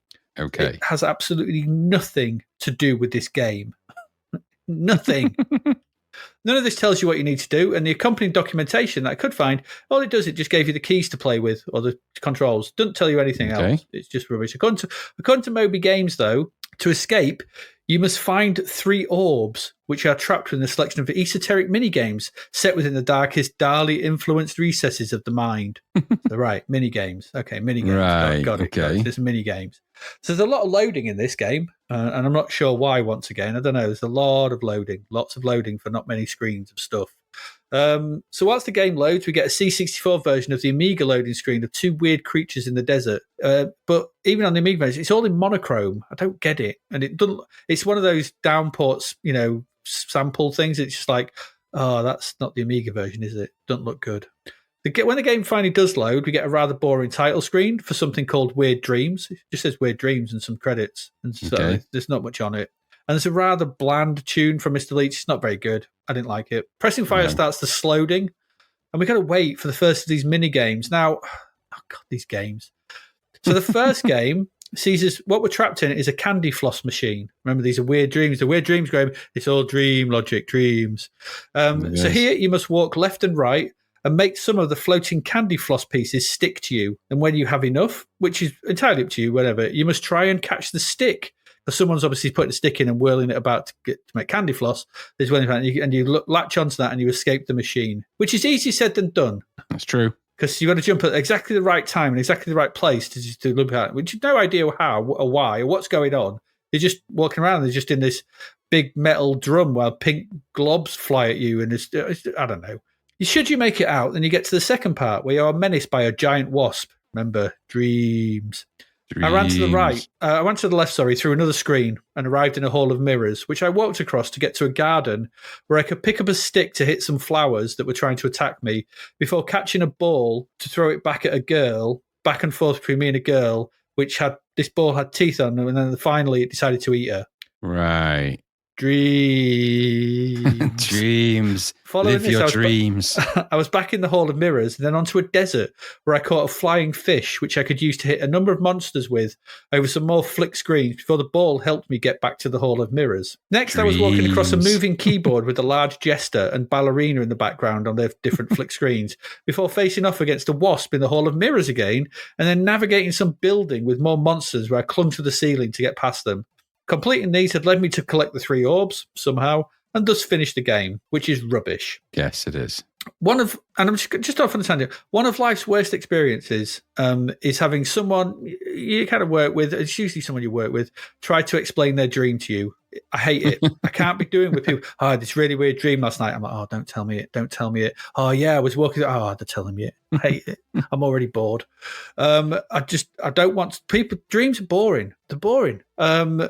I don't know, it's boring, no interest in me, I don't get it. I'm just not interested in them because they're dull and meaningless. People try to find meaning in them. Oh, what does it mean? Oh, it's just your brain firing off stuff. That's what I just had to play through, and I didn't like it. No. Trying to be weird, and this is the other thing about me, trying to be weird is usually one of my walk away quickly signals. When people are, I'm weird and wacky, I'm like, I'm done. Yeah. I'm off. This is that game writ large. This is all in it weird. It's dreams and it's weird. And it's a giant wasp and a hall of mirrors and monsters on a keyboard and a ballerina and blah, blah, blah. It's like, oh, get stuff. So, what if you started off in a candy floss machine and you fight a giant wasp and there's fight flowers? Oh, yeah, great. Who gives a shit? So if you lose a life at this in any point, if you get caught by the wasp or hit by the girl or by the flowers or something, then you wake up on the operating table. And this is where spooky people look down at you and they sort of go, oh, but if you've got lives left, your heart monitor comes back online and then you have to, you get basically all these scenes are loading as well. There's loading in between each single one. You have to load in and load in and load in. And if you die, you have to load back. And if you die on the wasp, you're back to the candy floss machine. Oh, and it's just you go and it's more loading and you have to, it's God's sake. There are some okay aspects to this. I've not bothered to explain the screens yet, but there are some good graphics in this from time to time. There are some nice visuals from, your main character's not terribly, he's a bit split, but okay. It does have a tendency to flicker. Some of the background details are nice. The blue jester and the ballerina in the keyboard sequence, that keyboard sequence is actually pretty good from a visual point of view. The way the visuals pop up, the sort of way the jester sort of dances about in the background, the ballerina, that bit was all okay, and that's kind of it. Some of the music in that section as well is okay as well. And I guess, and I suppose what this is a port, they've taken the Amiga version and ported it down to the C64. And in that respect, they've not actually done too bad a job of porting the Amiga game. The problem was the Amiga game is arse as well, because the whole experience and the whole point of this is just rubbish. And that's where the problem lies. It's a disjointed mess of an experience. And you go, well, that's dreams, man. Dreams are disjointed. Yeah, I don't want to play them, though. I don't. No. So just don't voice that upon me. Dreams are boring. Just making me play for them is boring too. And this is all wrapped around some 60-page novella that supposedly sets up these completely unrelated and unconnected game sequences to play through, which don't seem to have anything like this woman who's some Damon or something who's trying to, I don't know. Who cares? What a load of arse. Bloody weird dreams. I knew this was going to be crap going into it, and I was not disappointed in that respect. I did not like it. 52% it got, £9.99. No chance. No, I did not like this at all, if you didn't get it. What did you think? I don't want to say any more about it. I didn't really know what to do or begin with it. It's just a sea of stupid, isn't it? It's a stupid thing. It's got a weird, okay-ish loading screen, I suppose. Really weird title screen. That music was odd. Single-channel, shrill SID music. I've not heard that since 1983 for 84. Yep. Horrible. Nothing weird and dreamy about that. It was so shrill. I was like, goodness me, that would honestly pierce a balloon. It's like an alarm balloons clock in the room. going It's going to pop. It's just horrible. And then when the first level, dream loaded, whatever. I was a man trapped in a giant robotic drum being fired up by a giant robot cock. I was like, what the hell is this? Dreams, man. It's dreams. What kind of dream? Now, apparently it was a candy floss machine. Yeah, it's a candy floss and machine. You trapped in candy floss. Now, I've looked into this because I thought, what does that mean? And apparently, if you dream about candy floss is a signal for growth, renewed energy, or increased enthusiasm for an idea or a project. You need to move on and free yourself from emotional, physical burdens. You are born again. The dream means drawing your attention to something that you need to see or take notice. You are avoiding the truth. Shut up. It's utter rubbish. Of course it is, because dreams are completely your brain's way of filtering crazy. It's just, your neurons are going do in your brain. And because you're a visually creature, because your neurons fire and trip things, of course, when you're asleep, your brain's going to be doing all sorts of stuff and firing all sorts of things off. I've dreamt loads of weird shit in my time. They don't mean diddly squat. It just means that, I've got a vivid imagination for dreaming. Great. I dreamt I was once trapped in a caravan. Didn't mean anything, as far as I'm aware. Although it does explain why I live in a caravan. Anyway, so the game then. Rubbish, just rubbish. Graphics, okay, maybe they're all right now and again. That first level, I just got covered in giant robot spunk, and then I think I jumped up a rope and got attacked by a wasp and fired spunk at the wasp. I don't remember ever dreaming about that. Dreams are completely personal to the person, aren't they? I know one person dreams about the same thing, and you never have the same dream twice, not in the same way. Completely different. Everything's different because obviously everything's completely unique to that. So you can't make a game about dreams because it doesn't work, because it would have to be completely different every time, and it's not. I don't know. I had no idea what I was doing, nor was it very clear. I just ended up, what looked to me like trying to climb up a rope full of snot while I was covered in robot spunk. That wasn't my idea of fun. And I just, at the end of it, I thought, what were you smoking? Rainbird, Rainbird, what were you smoking? I mean, there was, on whatever it was, either lower the dose or, I don't know, maybe just take a break, go to rehab or something. You need Rainbird need rehab. This game was off the chart, crazy, and not playable because of it, not enjoyable because of it. And 52% get lost. This is in the 20s. I mean, some of the graphics are okay, but that's it. That's all you can say about it. And the other versions are equally as shit. The Amiga version, every other version, just a crap idea is a crap idea. And this is a crap idea. I didn't like it. And like you, I don't ever want to think about it again. I don't want to be attacked by a robot cock in the middle of a giant candy floss machine. And even if I did, I wouldn't dream it in 8-bit. So there you go. Get lost. Yeah, there you go. Weird dreams. Crap. Exactly crap. that. Crap. Let's move on. Still got 2 games to get through. We have.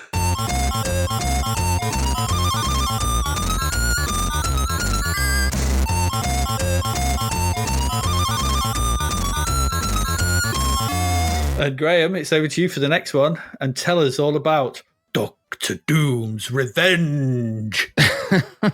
Well, this is a Marvel game, isn't it? Or at least it's based on Marvel characters. Yeah, all of them. Now they're all the vogue at the moment. Back then, this was considered a bit rare. These are the old school villains as well. So I'll read you the blurb because it's got a short introductory blurb, classic comic book blurb actually, really, and it's quite nice. And this actually came with originally on all the formats it was released: Amiga, ST, loads of formats. This was actually came with a comic, the comic of said Dr. Doom's Revenge. Cool. And the introduction, it says, and I quote, the sinister Dr. Victor von Doom, good name, monarch of Latveria, has masterminded and executed the theft of a US nuclear missile. Great opening to any Marvel thing, that. Mm-hmm. Doom plans to launch the warhead at New York City if the United States does not surrender and become a colony of Latveria. The president and his cabinet, realizing the imminent catastrophe ahead, call upon the aid of Captain America and the amazing Spider-Man, who else, to thwart Doom's twisted plot of revenge. Not sure what he's getting revenge for. Doesn't say that. Doesn't matter. Spidey and Cap set out for Latveria to stop the launch of the warhead and apprehend the evil Dr. Doom. Only the most skillful and powerful superheroes could survive such a test. Doom has recruited some of the mightiest, really? I'll come back to that in a minute. Some of the mightiest and most dangerous supervillains of all time to guard the castle complex. Batroc, Machete, Rattan, obviously made a lot of furniture, Boomerang, Oddball, Grey Gargoyle, Eduardo Lobo. Here's Lobo. Electro, and Rhino have all become pawns in Doom's immoral scheme. Upon arriving at the castle complex, Spidey sets out to stop the launch of the missile while Cap plans to battle and apprehend Dr. Doom. Mm-hmm. You must become a superhero and assume the identities of both Spider-Man and Captain America as they face the treacherous villains, hidden traps, and deadly obstacles contained in Dr. Doom's mysterious fortress. It was a castle a minute ago, but it's a fortress now. It's been upgraded. Yeah. You'll need fast reflexes and quick decision-making skills to succeed on your journey. And the numerous arcade-style challenges contained within the on-screen comic book pages You control the destiny of Spidey and Cap and the fate of New York City. Can you thwart the launch of the missiles and save New York City from destruction? Can you seize Dr. Doom and banish him forever to a life of imprisonment? Can you display the skill and character needed to become a true superhero? Prepare to find out in Spider-Man and Captain America in Dr. Doom's Revenge. That's the intro. Exciting comic book stuff in the usual tradition. I am absolutely mesmerized by those bad guys and have been since I read that. Mm-hmm. Batrock, Machete, Rattan. What are they all about? Well, handily enough, Adrian, it gives you a guide to all of them in the instructions, doesn't it? That's quite cool. Yeah. Handy little guide. So the game is principally a kind of fighting game, really, and a boring one at that. But I'll just come back to that because I just want to go through just a few details of the characters that are in here. They're all detailed in the manual. The manual we'll put in the show notes, so it gives you some information. And the things that I'm interested in, reads more like a Tinder profile for each of these, which is what made me laugh. Because it gives you their eye colour, their height and weight, their birthplace, their legal status, and their strength level, which means that it tells you basically what they can lift. And I thought this is quite interesting because it turns out that Spider-Man's got, and even though he's a man in a suit and it's meant to be, his identity is meant to be hidden, it tells you his birthplace, his height, his weight, his eyes are hazel and his hair is brown. That narrows it down and if you're searching for someone with a secret identity, doesn't it? Yeah, it does. So, and he's obviously got no criminal record. He's a US citizen, you'd be pleased to know. And he's 5'10". I thought Spider-Man would be taller, but I guess he's not. And he's 165 pounds. So that's good. He's a beach person and a night person. Captain America is in there. The Captain America strength level is he can press over 600 pounds. That's pretty good, isn't it? Spider-Man can lift 10 tons. It's funny how they just use different measurements to test their strength, isn't it? You go, pounds and tons. Are they both, I don't know. Yeah. Well, Spider-Man can lift, his strength level is 10 tons. Dr. Von Doom's strength level is only 2 tons, but he does have a nuclear-powered suit of armor. It's going to be quite hot in there, hot and sweaty. Yeah. And then, of course, there's the other characters, just to mention them. Eduardo Lobo is actually some kind of werewolf. And you'll be pleased to know, Adrian, his eyes are brown, but when he's a werewolf, they go red.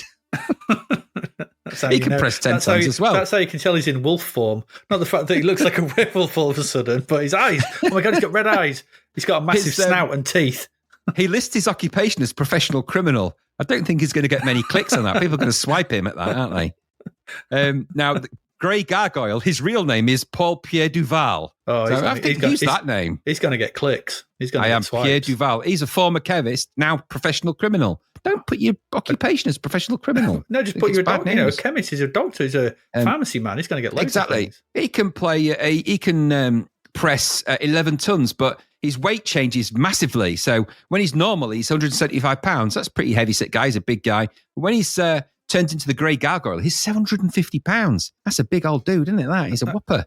You're going to need a strong bed. Yeah, he obviously, he stretched things when he came out, didn't he? And then there's Machete, otherwise known as Ferdinand Lopez.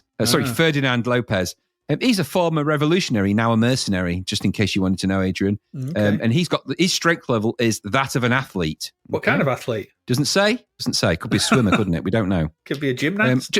I won't go through all of these. Just go and find the instructions at your leisure and just be amazed that some of these have got, their weapons are exploding balls. Someone's got magic boomerangs. Ironically, the guy's called Boomerang. His real name's Fred Myers. I do like that.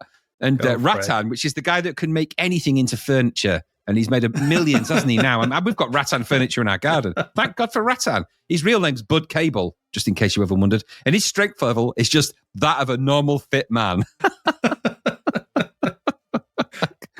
Go off and see all these characters are all in it, all over the place, all in this game. They're everywhere. So, yeah, you can go through all of that. Okay, so let's just, what's the game then? Let's, all joking aside. This was published by Empire Software. Empire Software again. Yeah, that's what I said. They had 2 games this week. The design was Mark Seremet, and the coder was Don Vuschel, or Voinschel. I guess it's a German name. Now, they were actually, him and Steve Sushi, Steve Sui, it's not Steve Sushi, that probably could be. And they were both actually responsible for a 1989 game that was unreviewed called X-Men Madness in Murder World. Now, the X-Men Madness in Murder World does bear a striking resemblance to said Dr. Doom's Revenge game, but you know what? We'll just let that go. And the musician here is something called Adlib Inc.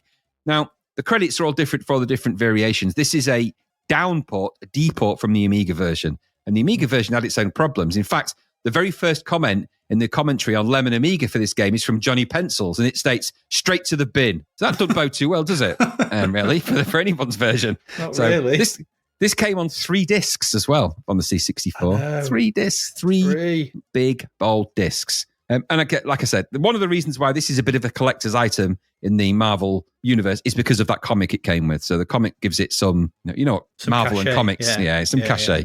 And the graphics around the game, as in the comic panels that are in the game graphics and the title screen, they're okay. I mean, they do look like Marvel comics. They look like characters. They've been drawn in that style. They look all right. Even C64 versions aren't so bad. They look like mini comic book panels. Now, yes, they're a bit wide because they've been C64 pixel, but they do look like comics. And those are actually kind of weirdly, it reminded me of the Superman game in that you see a comic panel, and then you're taken to a level that's to do with that, well, officially meant to do with that comic panel. In reality, you're kind of taken to the same thing over and over and over again with this game, and you're just kind of fighting different enemies. So once you get to the first loading screen, you get this kind of odd meandering music as well at this point, which threw me completely because I was expecting it to be kind of heroic music. But this music that comes on, it's like sort of the music you get in the equivalent of an 8-bit lift. It's like an elevator music. It's just like, so why isn't it like, some kind of heroic Spider-Man? Why isn't it Spider-Man music or something? No. I don't know, but it isn't. Once you get past that, you'll see your first comic panels, which is, I think, 5 panels of the story so far. And it's basically just Captain America getting hit on the head with something and fighting. And it leads you to the first fight scene. Now, weirdly, the background appears and then the game loads, which is kind of weird. It does that. It's a bit crap. Mm-hmm. And the first fight sees you fighting Robot. No more, no less. Just Robot in front of 2 giant brown doors. Yeah. And so you'll get, the panel is quite simple for this. The top, I'd say probably 2/3 of the screen is the fighting area / background where the giant double panel doors are. And then underneath that is a UI. On the left is a tile card with the image of Captain America and your energy for Captain America. And on the right is Robot and its energy underneath that. And that's all you're going to see. When the game finally starts and the sprites appear, at this point, you'll wish they hadn't, but they do appear. And you get a version of Captain America. It looks kind of like him in C64 way, I suppose. It's the right colours and the right shape, for want of a better description. And yes, indeed, there is a robot to fight on the right-hand side. This is where the game kind of falls apart because the sprites appear and they're just badly animated. They fidget more than animate. They shuffle about. And then this is where your disappointment goes, that build-up could have led to something quite good. A little bit of time taken with the animation, but all the sprite animation throughout the entire game is weak and badly done. They're badly animated. The fight moves are really rubbish and naff. The really sort of 2-frame fight animations that we've seen in a few other games of this type where nobody really wanted to bother to animate properly. So IK Plus, this ain't. This is just really bad 1 or 2 frame, maybe 3 frame animations for things like slide kick, jump kick. You can throw your, obviously your shield as Captain America, which is really daft because he then just sort of launches what looked like a letter L on its side. It goes to a thin line, which I suppose his shield is, but it could have been better done than that. It could have been, this whole thing could have been better. The whole thing lacks any kind of impact and thought as a fight game. So you're fighting this robot. Nothing really seems to land, really. You sort of watch the energy bar go down gradually. Mostly I got that from firing my shield at the robot and it just bouncing off the robot. Mm-hmm. I didn't seem to be able to do anything to it other than that. And I just really bided my time. I could jump over it and shuffle backwards and forwards, but I don't think I could turn round.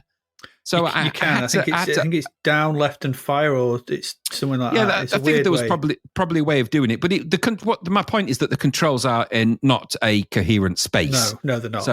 So just having left and right, okay, that works fine. But the moves when you want to fight in this game just become completely arbitrary and stupid. Mm-hmm. Now, this is a game that is built around you being a superhero with superhero powers and all of that. So it wouldn't have been that much of a challenge to make it compatible with sort of basic fighting moves. And this is all this game really is. You fighting in different background scenes against different characters from this Marvel tale. So once you finish and beat the robot, you'll go to the next comic panel, which advances a story. You'll click through that, and then you'll go to the next one. This next level was really weird. It was some kind of dodge the flame thing. So there was flames flying at me, and I was Captain America again, and I could duck under the flames. Oh, sorry, I could either try and shoot the flames out. You couldn't duck them, and you couldn't jump over them. You just have to somehow get out of the way. And you think you can roll, I think, in this. And it's what they call the superhero challenge levels, of which there's several, where you just have to sort of meet the challenge. The background for this was 3 skeletons chained on a wall, which was weirdly unnerving. Yep. And no real reference for where I am. I'm guessing before I was outside the castle. Now I'm inside the castle. That's all I can guess, because the comic book sort of reveals a little bit about that. More comic panel. This time you'll then go in to become you'll choose, and it switches to become Spider-Man because the adventure switches to Spider-Man. He's climbing up the walls of the castle, decides to go in. He climbs through a window, and then you're suddenly fighting. Oh, yes. So it's robot again. Yeah. Now, Spider-Man's got problems, spinal problems, because he's kind of hunched over and all sort of peculiar. And his animation is more like he shit himself when he's walking. He doesn't look very well, I didn't think, considering this is a super agile Spider-Man that can leap and backflip and fly around. You don't do any of that, nor do you use webs, which is a bit limiting, isn't it, in a Spider-Man game? Oh, you do use webs. You've only got a limited number of them, though. I couldn't find out how to use the webs. So I was just fighting and jumping about. But by this point, I was starting to reach the point of how much more of this do I want to play? Yeah. So then I went to the next comic panel and it carried on, and it was just felt like I was involved in a under-elaborate, crap Marvel-based Street Fighter ripoff that had the same problems that Street Fighter had, albeit that the graphics around the edges are nicer. The gameplay itself was crap. The fighting in these levels is crap, and you do go and work your way through a whole bunch of different Marvel creatures. You end up fighting the Hulk at one point in one of the versions, I noticed. So there's all sorts of things you can fight in this, and you work your way through, and obviously you play as the different characters. Now, that might be enough for some Marvel fans, but I can't see Marvel fans of these two characters really enjoying the game part. The comic part, and the comic book part, and the adventure part, such as it is, yes, but you could just read the comic for that. Playing through this in this way feels like it just takes Marvel Comics back down to something really meaningless. Now, this is the same problem that Tintin had. Tintin had the same problem, is that they have all the graphics and all of the stuff around the edges, and they've got really compelling Marvel-based stories, and you reduce that down to just beating somebody up on a screen all the time. Marvel has got a lot more to it than just the fights. This could have been another arcade game like Dan Dare was, and like the Thunderbirds was, where you had to sneak around the castle, finding special things. Maybe you fought the odd character along the way. It could have been like that, and should have been like that. But to change it into this kind of comic book fight, and progressively more difficult fights at that, you just change what could have been a great game into a crap Street Fighter variation, and that's no fun at all. It's not a very good one-on-one fighter, which means it's not very good at anything else, because it doesn't offer you anything else. I like the look of it. I like the Marvel characters, albeit that some of these are really weird, and I wouldn't want to date some of them. But at the same time, this doesn't feel like Doctor Doom's getting revenge for anything. Doesn't feel like you're doing anything other than breaking into a castle and just fighting lots of cronies. But there's nothing more to it than that. And it seems a great shame. I suspect you'd read through the comic and then you'd play the game and you're like, this maybe feels like I'm fighting every seventh panel in some way. All the other panels and story and all of that stuff, it's all there, I suppose, to read. But it's not in the game that you play. It's in the things that you see. Well, you can see the comics for that. You don't need that to be a playable game. There should have been more game to this. It got 48%. I'd say that's been generous. This was on tape as well. I can't imagine the tape version. This would have been a nightmare. There's a lot of loading in this. Lots of loading. We did have a cartridge version, which made it more instantaneous, but it just brought the boring into your life quicker. I found this dull and uninteresting, which are words you should never say about a game that's called Doctor Doom's Revenge, or one that features Spider-Man or Captain America, and certainly Rattan the Furniture Maker. No forgiving them for that. I was just kind of totally meh with the whole thing. And when I looked at the other versions on the other platforms, they're all equally bad. In fact, the frame rate on the Amiga version drops down to sort of single figures. It's really, really poor. So not very good. Didn't like it. Wouldn't recommend it. But the comic book's probably worth a read. What about you? Yeah, I didn't know what to make of this, really. Six sides of disk space for this. 6 sides. There's a lot of comic book graphics in it, I guess. A lot of panels. There are a lot of panels and stuff, but thank God someone put it onto a cartridge. That's all I can say. Then there is actually some individual. I'm not talking about the animation here, but there is actually some nice sprite work in here with some of the later monsters. Rhino, like I said, and they do look like what they should look like. I thought Captain America and Spider-Man, they get the colours right. Animate. No, yeah, but they don't animate. They animate terribly. No, they're not animated very well. But if you looked at them as a single screen and just there, and they're like, actually, yeah, that's a decent. The screenshots. 64 Spider-Man. That's actually quite good. But then it moves, and you're like, oh, why? His back's broken. It's all a bit wrong. And there's some nice shaded backgrounds. Yes, a bit boring at times, but it is a fortress and a castle, so it is what it is. But those bits around the edges and the panels at the bottom. Although Captain America's one just made me laugh, sort of thing, because he's just like he's grinning his teeth, gurning his teeth at you. He's like over his shield. But once they start leaping about and stuff, there's no sense of combat here. You just Captain America, you just fling your shield at them. You just basically, I just bounced over one side, turned round, threw my shield until it walked up to me, jumped over and turned round, threw my shield until it was dead. I was like, there's no combat here. You just do the same thing over and over again. The same with Spider-Man until you make your way to fight Doctor Doom. So. And yeah, I get what you're saying. The thing is, though, some what, 1990. So let's roll forward about 20, 25 years or so like that. This kind of thing will be revisited. You can do this with, I don't know if you ever played the Injustice games. No. So the Injustice games, I think from NetherRealms, people who do the Mortal Kombat games, they did basically have, the Mortal Kombat stuff. So in the Mortal Kombat engine, they did this with the DC universe. So Batman, Spider, Superman, all those kind of characters, the Flash. They did sort of a really good pair of Injustice 1 and 2, really good beat-em-ups that were sort of story-driven but had the characters all fighting and stuff as you went through them. You can do it with combat and stuff, just not like this. There is mileage in that idea of a beat 'em up using superhero characters. Yeah, totally. Injustice, just go look at the Injustice games, and if more modern stuff, and I'm sure there are other ones as well. But those two really do, and there's also like Capcom versus Marvel and stuff, isn't there? And those kind of games and things like that. So totally. There's an audience now for it, but the fidelity of the graphics and the animations are much better. Yeah, exactly. So there is that. And I think that you could have done this if they'd have sort of put a bit more context to the fighting. You just go, like you said, that the context sits in those comic panels, but those comic panels, you just kind of, I think you wanted something in between the fighting. The fighting could have been, you work your way through and you work your way up to Rhino. And it's like, now I'm fighting Rhino. I've worked my way through these couple of levels. But yeah, they basically had a fighting engine, which, as you said, I've not looked at the X-Men game, but is it very similar to this? Is it just load fighting? It looks the same. Yeah. So it probably is. I mean, probably they've just reused that stuff. But yeah, it's not very good, this. Because the game part of it is really, everything else around it, comic and the presentation, that's all fine. But the playing is lackluster at best. And really a bit dull. So yeah, I don't know. Maybe Dr. Doom would want revenge for sticking his name against this. Yeah, maybe. Maybe. I don't know. Anyway, there you go. That's Dr. Doom's revenge. Read it for the comic, I suppose. Let's move on. We still have one game left for April. Hopefully, we can have something good to end on.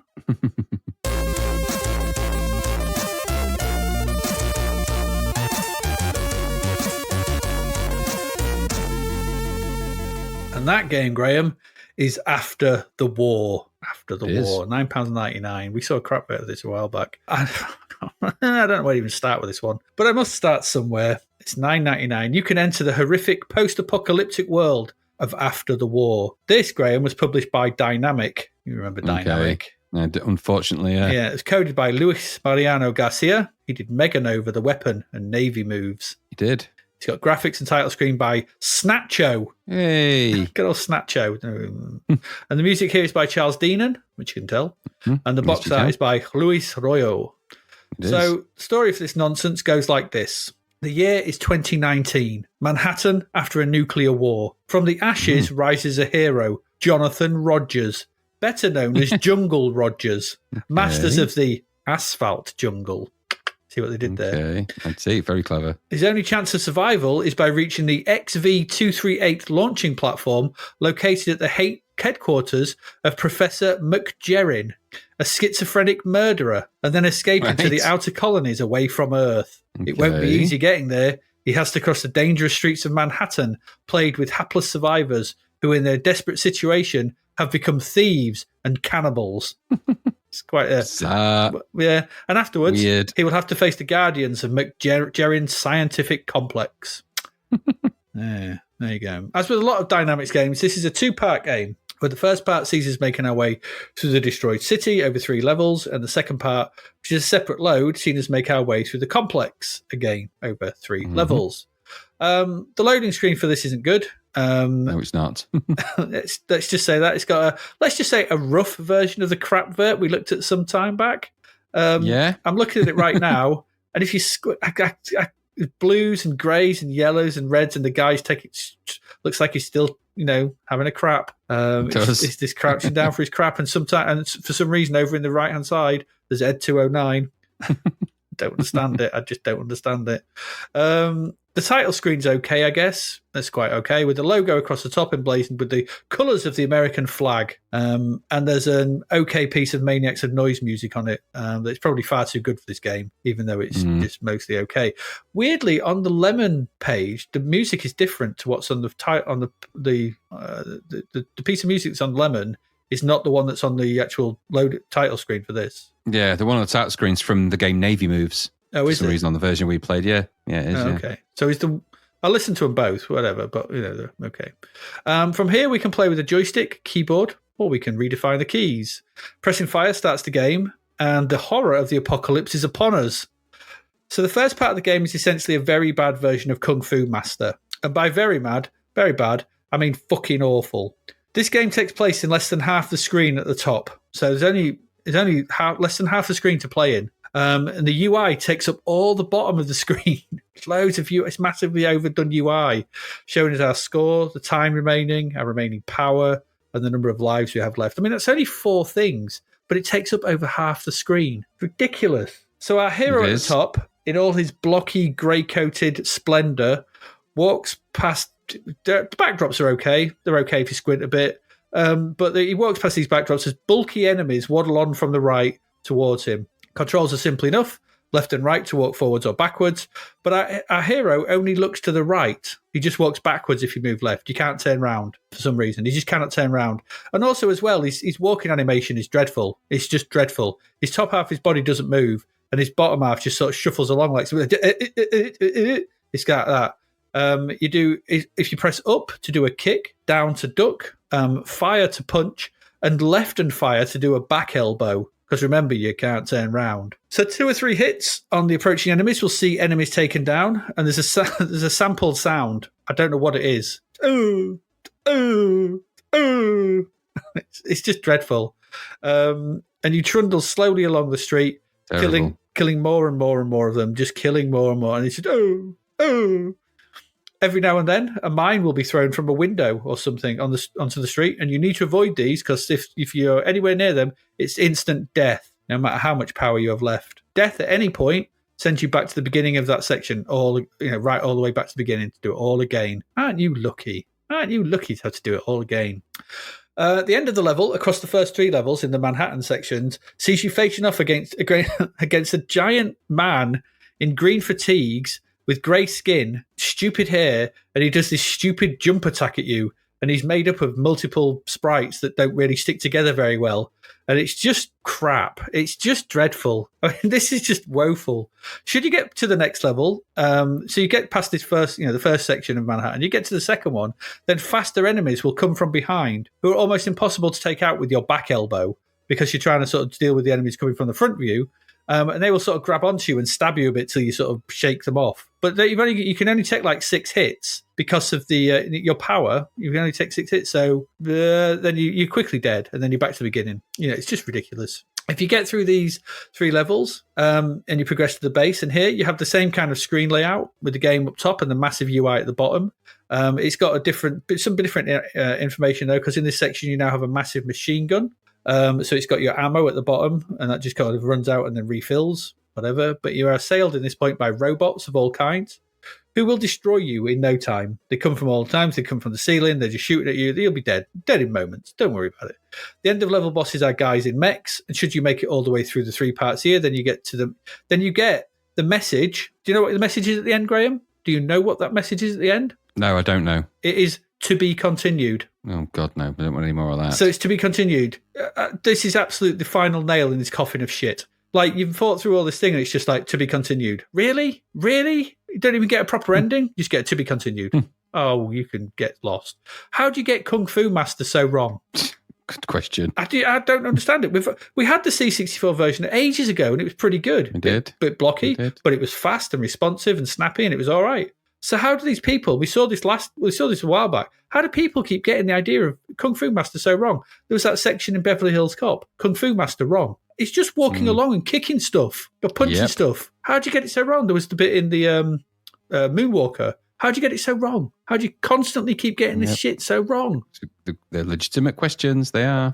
There's some okay visuals in the back, some of the backdrops of this, and some of the sprites in the sort of complex bit. The enemy sprites in this is just crap in the Manhattan sequence. But it plays like an absolute dog. An absolute dog. There's no enjoyment to be had here. Dog egg. There's no enjoyment to be had here. None at all. It's just rubbish. No. And the problem is, it's the usual we've come to expect from Dynamic, with some nice presentation, but dog egg playability. And this might be the ultimate nadir of their games. It's just, this might be the worst. We've gone through all their games and they're not getting better. They're getting persistently worse. And this, I can only assume, it's because it's a downport from the Amiga. So we've got this downport from the Amiga, and they've tried to fit it in, and they've ported over to all the 8-bit machines. We'll post a link kind of, in the show notes that you can actually watch all the versions up against each other. The Spectrum version is particularly funny, as you pointed out, sort of thing, in that when you do the kick, it just like he raises his leg and does a fart at them. So bad. The MSX version just makes this sort of metallic noise, goes bong, bong, for no reason. The Amstrad version can't scroll. All versions are dreadful of this. Even the 16-bit versions run at very subpar frame rates and stuff. It's true. It's just awful. For me, this goes up against Wild Streets. This is on the level of Wild Streets for me in awfulness. Maybe for different reasons, but it's just the same level of quality. It's rubbish to play, rubbish to look at in the animations and stuff. Your main character, the one thing you want to get right in these games, right, is the main character. Because it's the thing you're going to be looking at all the time. So if the enemies are crap, if the backgrounds are surpassable, if you have a decent main character with some decent animation and stuff, then you can kind of go, okay, I don't mind, like Tal or whatever his name was from Sacred Arm of Antiriad. The enemies in that were these single colour Spectrum sprites. But Tal was a really cool, well-animated character that was a good fun to actually control. Here, you're this grey, blocky horror with about 3 frames of animation, and you can't even jump. No. They've taken the jump out, Graham. I don't understand it. They've taken the jump out. In the Amstrad version, the first thing I noticed was he did a jumping kick. So why is it? This is just, I don't know what's happening anymore. I don't get it. I don't understand what's happened to the C64 and the quality of software. But to put this out, and £10, £10 for this. Can you imagine if you bought this for £10? You saw that crap version and you went, I'll have a bit of that, bit of apocalyptic sort of Mad Maxness. And what did you get is this. You get this nightmare of horror. Unacceptable. Yeah. Awful. Just dreadful thing. This and Weird Dreams I've had this section. Good Lord, I was angry at the end of this lot. What did you think? It's just rubbish. It's too hard, rubbish. Crappy moves, crappy fighting. Graphics were shaded okay, I suppose, maybe, but the animation was stupid, the way sort of his legs sort of went all stuck out like it did. It's not a kick, is it? It's just a...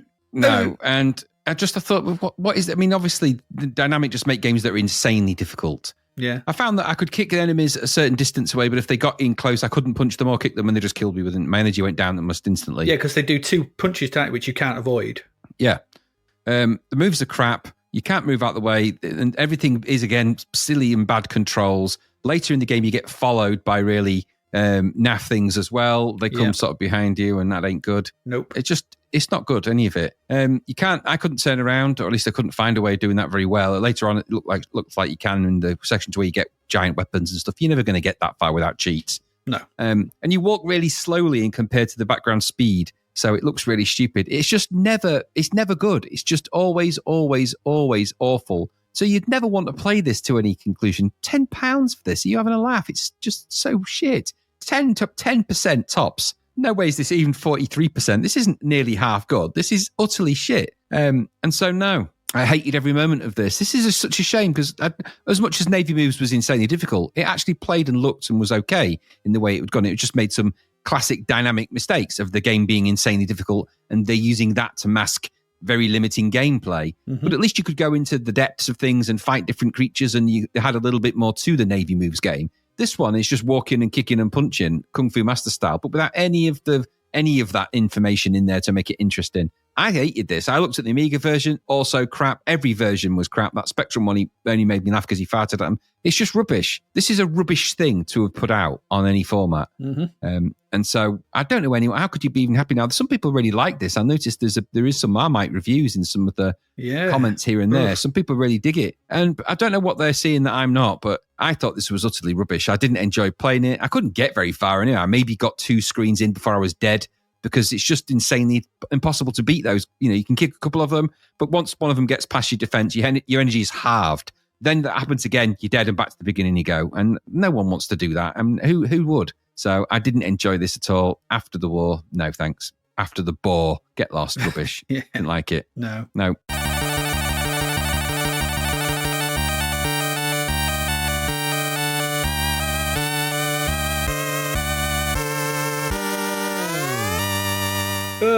There you go.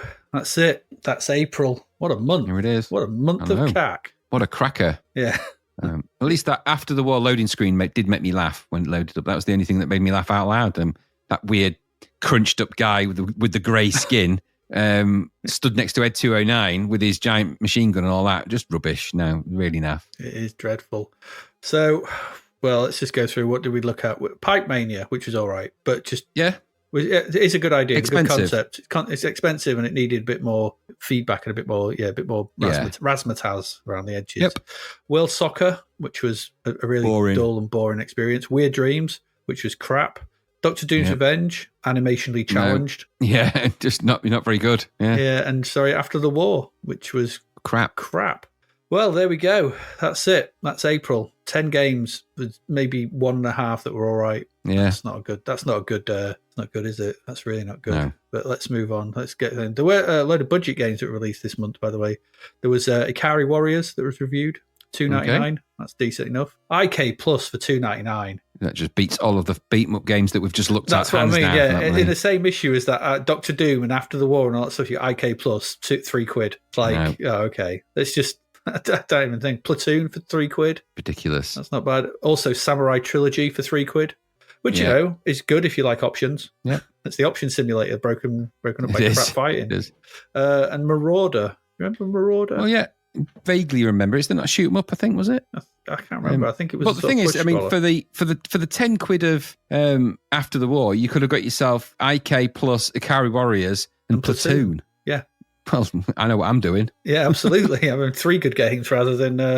one crappy expensive one, yeah? One crappy expensive one, so that was pretty decent. Right, we've got a crap vert. You mentioned this. You mentioned this last week to look at the cover. Yeah, because we reviewed it, didn't we? This is Crackdown. I have been laughing at this for about 2 weeks since I put this together. This keeps on giving, doesn't it?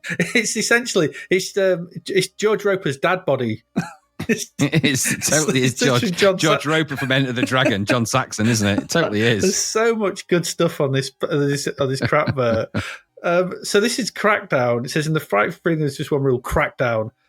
Underneath that there's a devil. There's a horned goat man.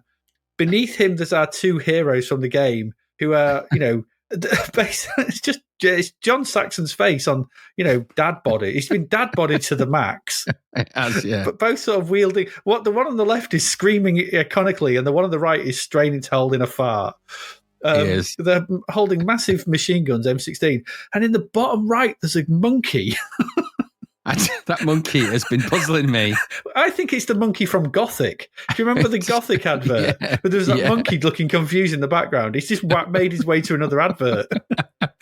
Why is it there? When they designed this advert, he wasn't there. When they printed it, he suddenly appeared. Of all the things. And the one thing that baffles me about this whole thing, it's got nothing to do with the game. No, nothing. Apart from I suppose it's 2-player and there's 2 of them, but... Why? You don't fight a goat man. There are no crazy monkeys as far as I remember them. No. And there are no rules. There are no rules. There's just one rule. There are no rules. It's like, that's not a rule. It's just, what? When did George Roper, I mean, why? There's a castle. Why is he doing that face? There's a castle in the background as well. Do you go to castle in the game? I think that's what you're meant to be infiltrating, but I don't remember it being anything to do with a demon goat man.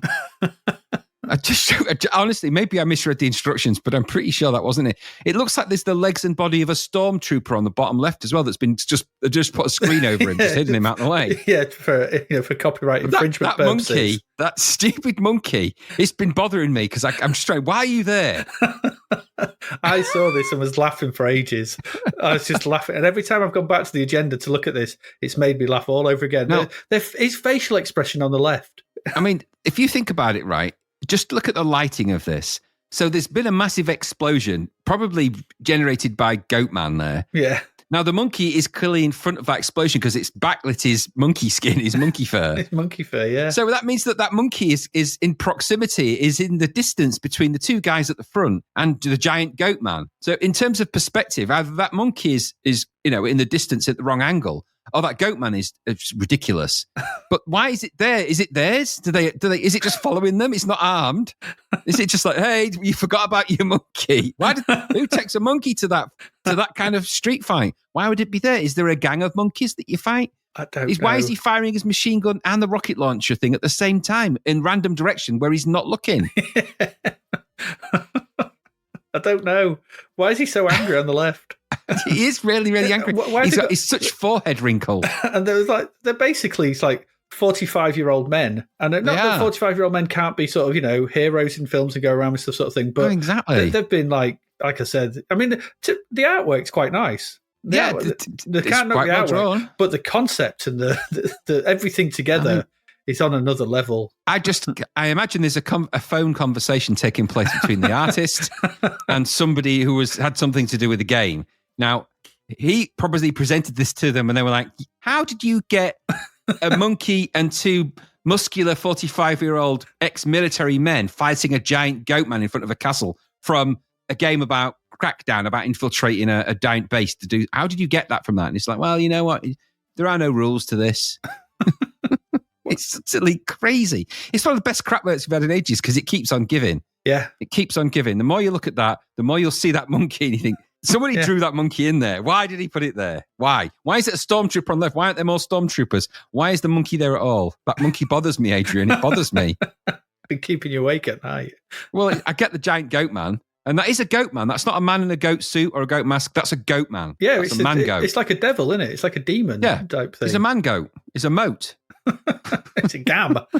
It's a gam. It's a goat man. It's a giant goat man, and he is clearly menacing a monkey. Why? How did that turn of events come to be? That's what I want to know. At what point during the crackdown did that scene happen where the goat man made an explosion and it made the monkeys run away? At what point did the artist not stop? Why did he draw more monkeys? Why stop at one? Well, he could have loads of monkeys, yeah. Well, I mean, and is that an orangutan as well? I think that's a half orangutan, half gorilla. I don't know what it's a gorilla tang because it's not quite a gorilla and it's not quite a chimpanzee, and it's certainly, I don't know, it's an ape of some kind, I think. But if you're going to put an ape in your game posters, you may as well just draw one in there arbitrarily. Why not? Why not? I don't know. I don't understand it. But their faces. I think that ape, that monkey, and that monkey's going on a mug of a Zapped to the Past mug at some point.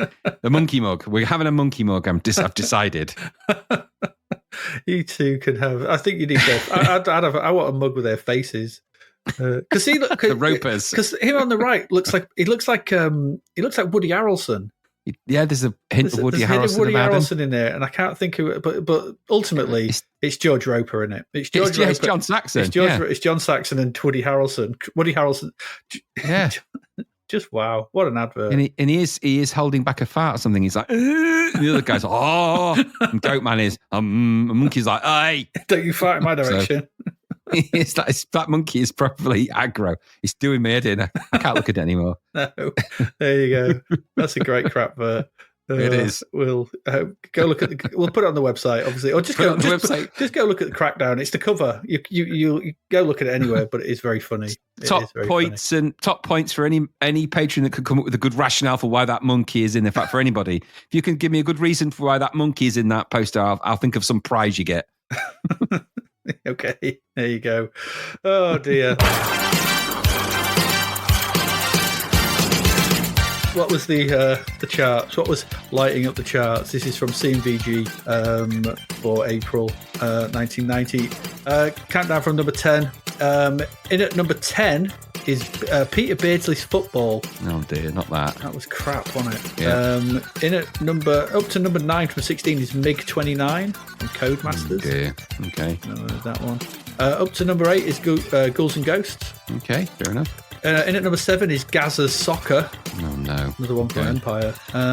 Down to number 6 from number 1 is Chase HQ. Makes sense. IK Plus is in at number 5 for its budget release. Good. Combat School is in at number 4 for its budget release. Excellent. Boogie Boy is in at number 3 with its budget release. Okay. Up to number 2 from 3 is Turbo Outrun. Okay. And then up to number 1 for its budget release is Paperboy. It's been there a while, that Paperboy, in and out the top 4 or 5, hasn't it? You notice they put their ghouls/ghosts. They could have just put an and sign. They could have put an and sign. It's the same amount of characters. Exactly. You're not gaining anything. There's enough space there as well because they've got longer titles. Yeah, Peter Beardsley's F-Ball. And they use Ghosts and Goblins. F-ball. Well, they use an and sign in Ghosts and Goblins, but not in Ghouls and Ghosts. Ghouls Ghosts. Stupid. So stupid.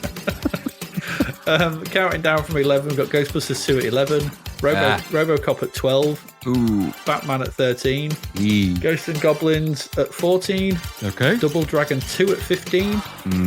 Myth in at number 16. Okay. Space Harrier in at number 17. One call release. Postman Pat 2 at number 18. no. Hopefully, I'm not sure if we have to play them games. I don't know. World Class hope not. Leaderboard. That's a good budget game, isn't it? World Class Leaderboard. That's such a good budget game. £3 for 2 quid, 3 quid for World Class Leaderboard. Crazy good. Lord. And at number 20 is Sooty and Sweep. Is there an aubergine? I don't know. Quite possibly. Quite possibly. Is there an aubergine? Gary will laugh at that. Gary laughs at anything. He'll laugh at that particularly. He'll remember the episode of Sooty and Sweep just like I do. Is it an aubergine? Is it an aubergine?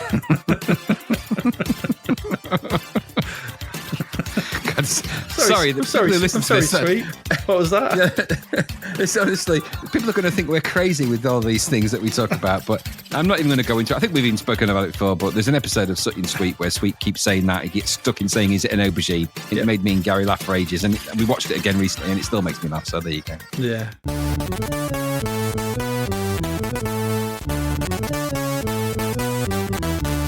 Right, what we got coming up for May? There's quite a lot of games for May. It's 15. Okay. So it's a two-parter. We've got quite a lot of games to get through, but some interesting stuff for May. Turrican. Okay, finally, yeah, that's going to be a good one. Ninja Spirits. That's okay. Chris Butler's last hurrah, I think, on the C64, I think. Okay, yeah. Then we've got, I'll just read these out. British Super League. Who knows? Okay. Pub Trivia Simulator. Oh, dear. Striker. Okay. Boing. Okay. Fast Food. All right. X Out. X Out, I remember being quite good on the Amiga anyway. Pro Tennis Tour. Okay. The Footballer. Oh, God. TV Sports Football. So why is sports making a big comeback? Summer, in it, I don't know. Cloud Kingdoms. Right.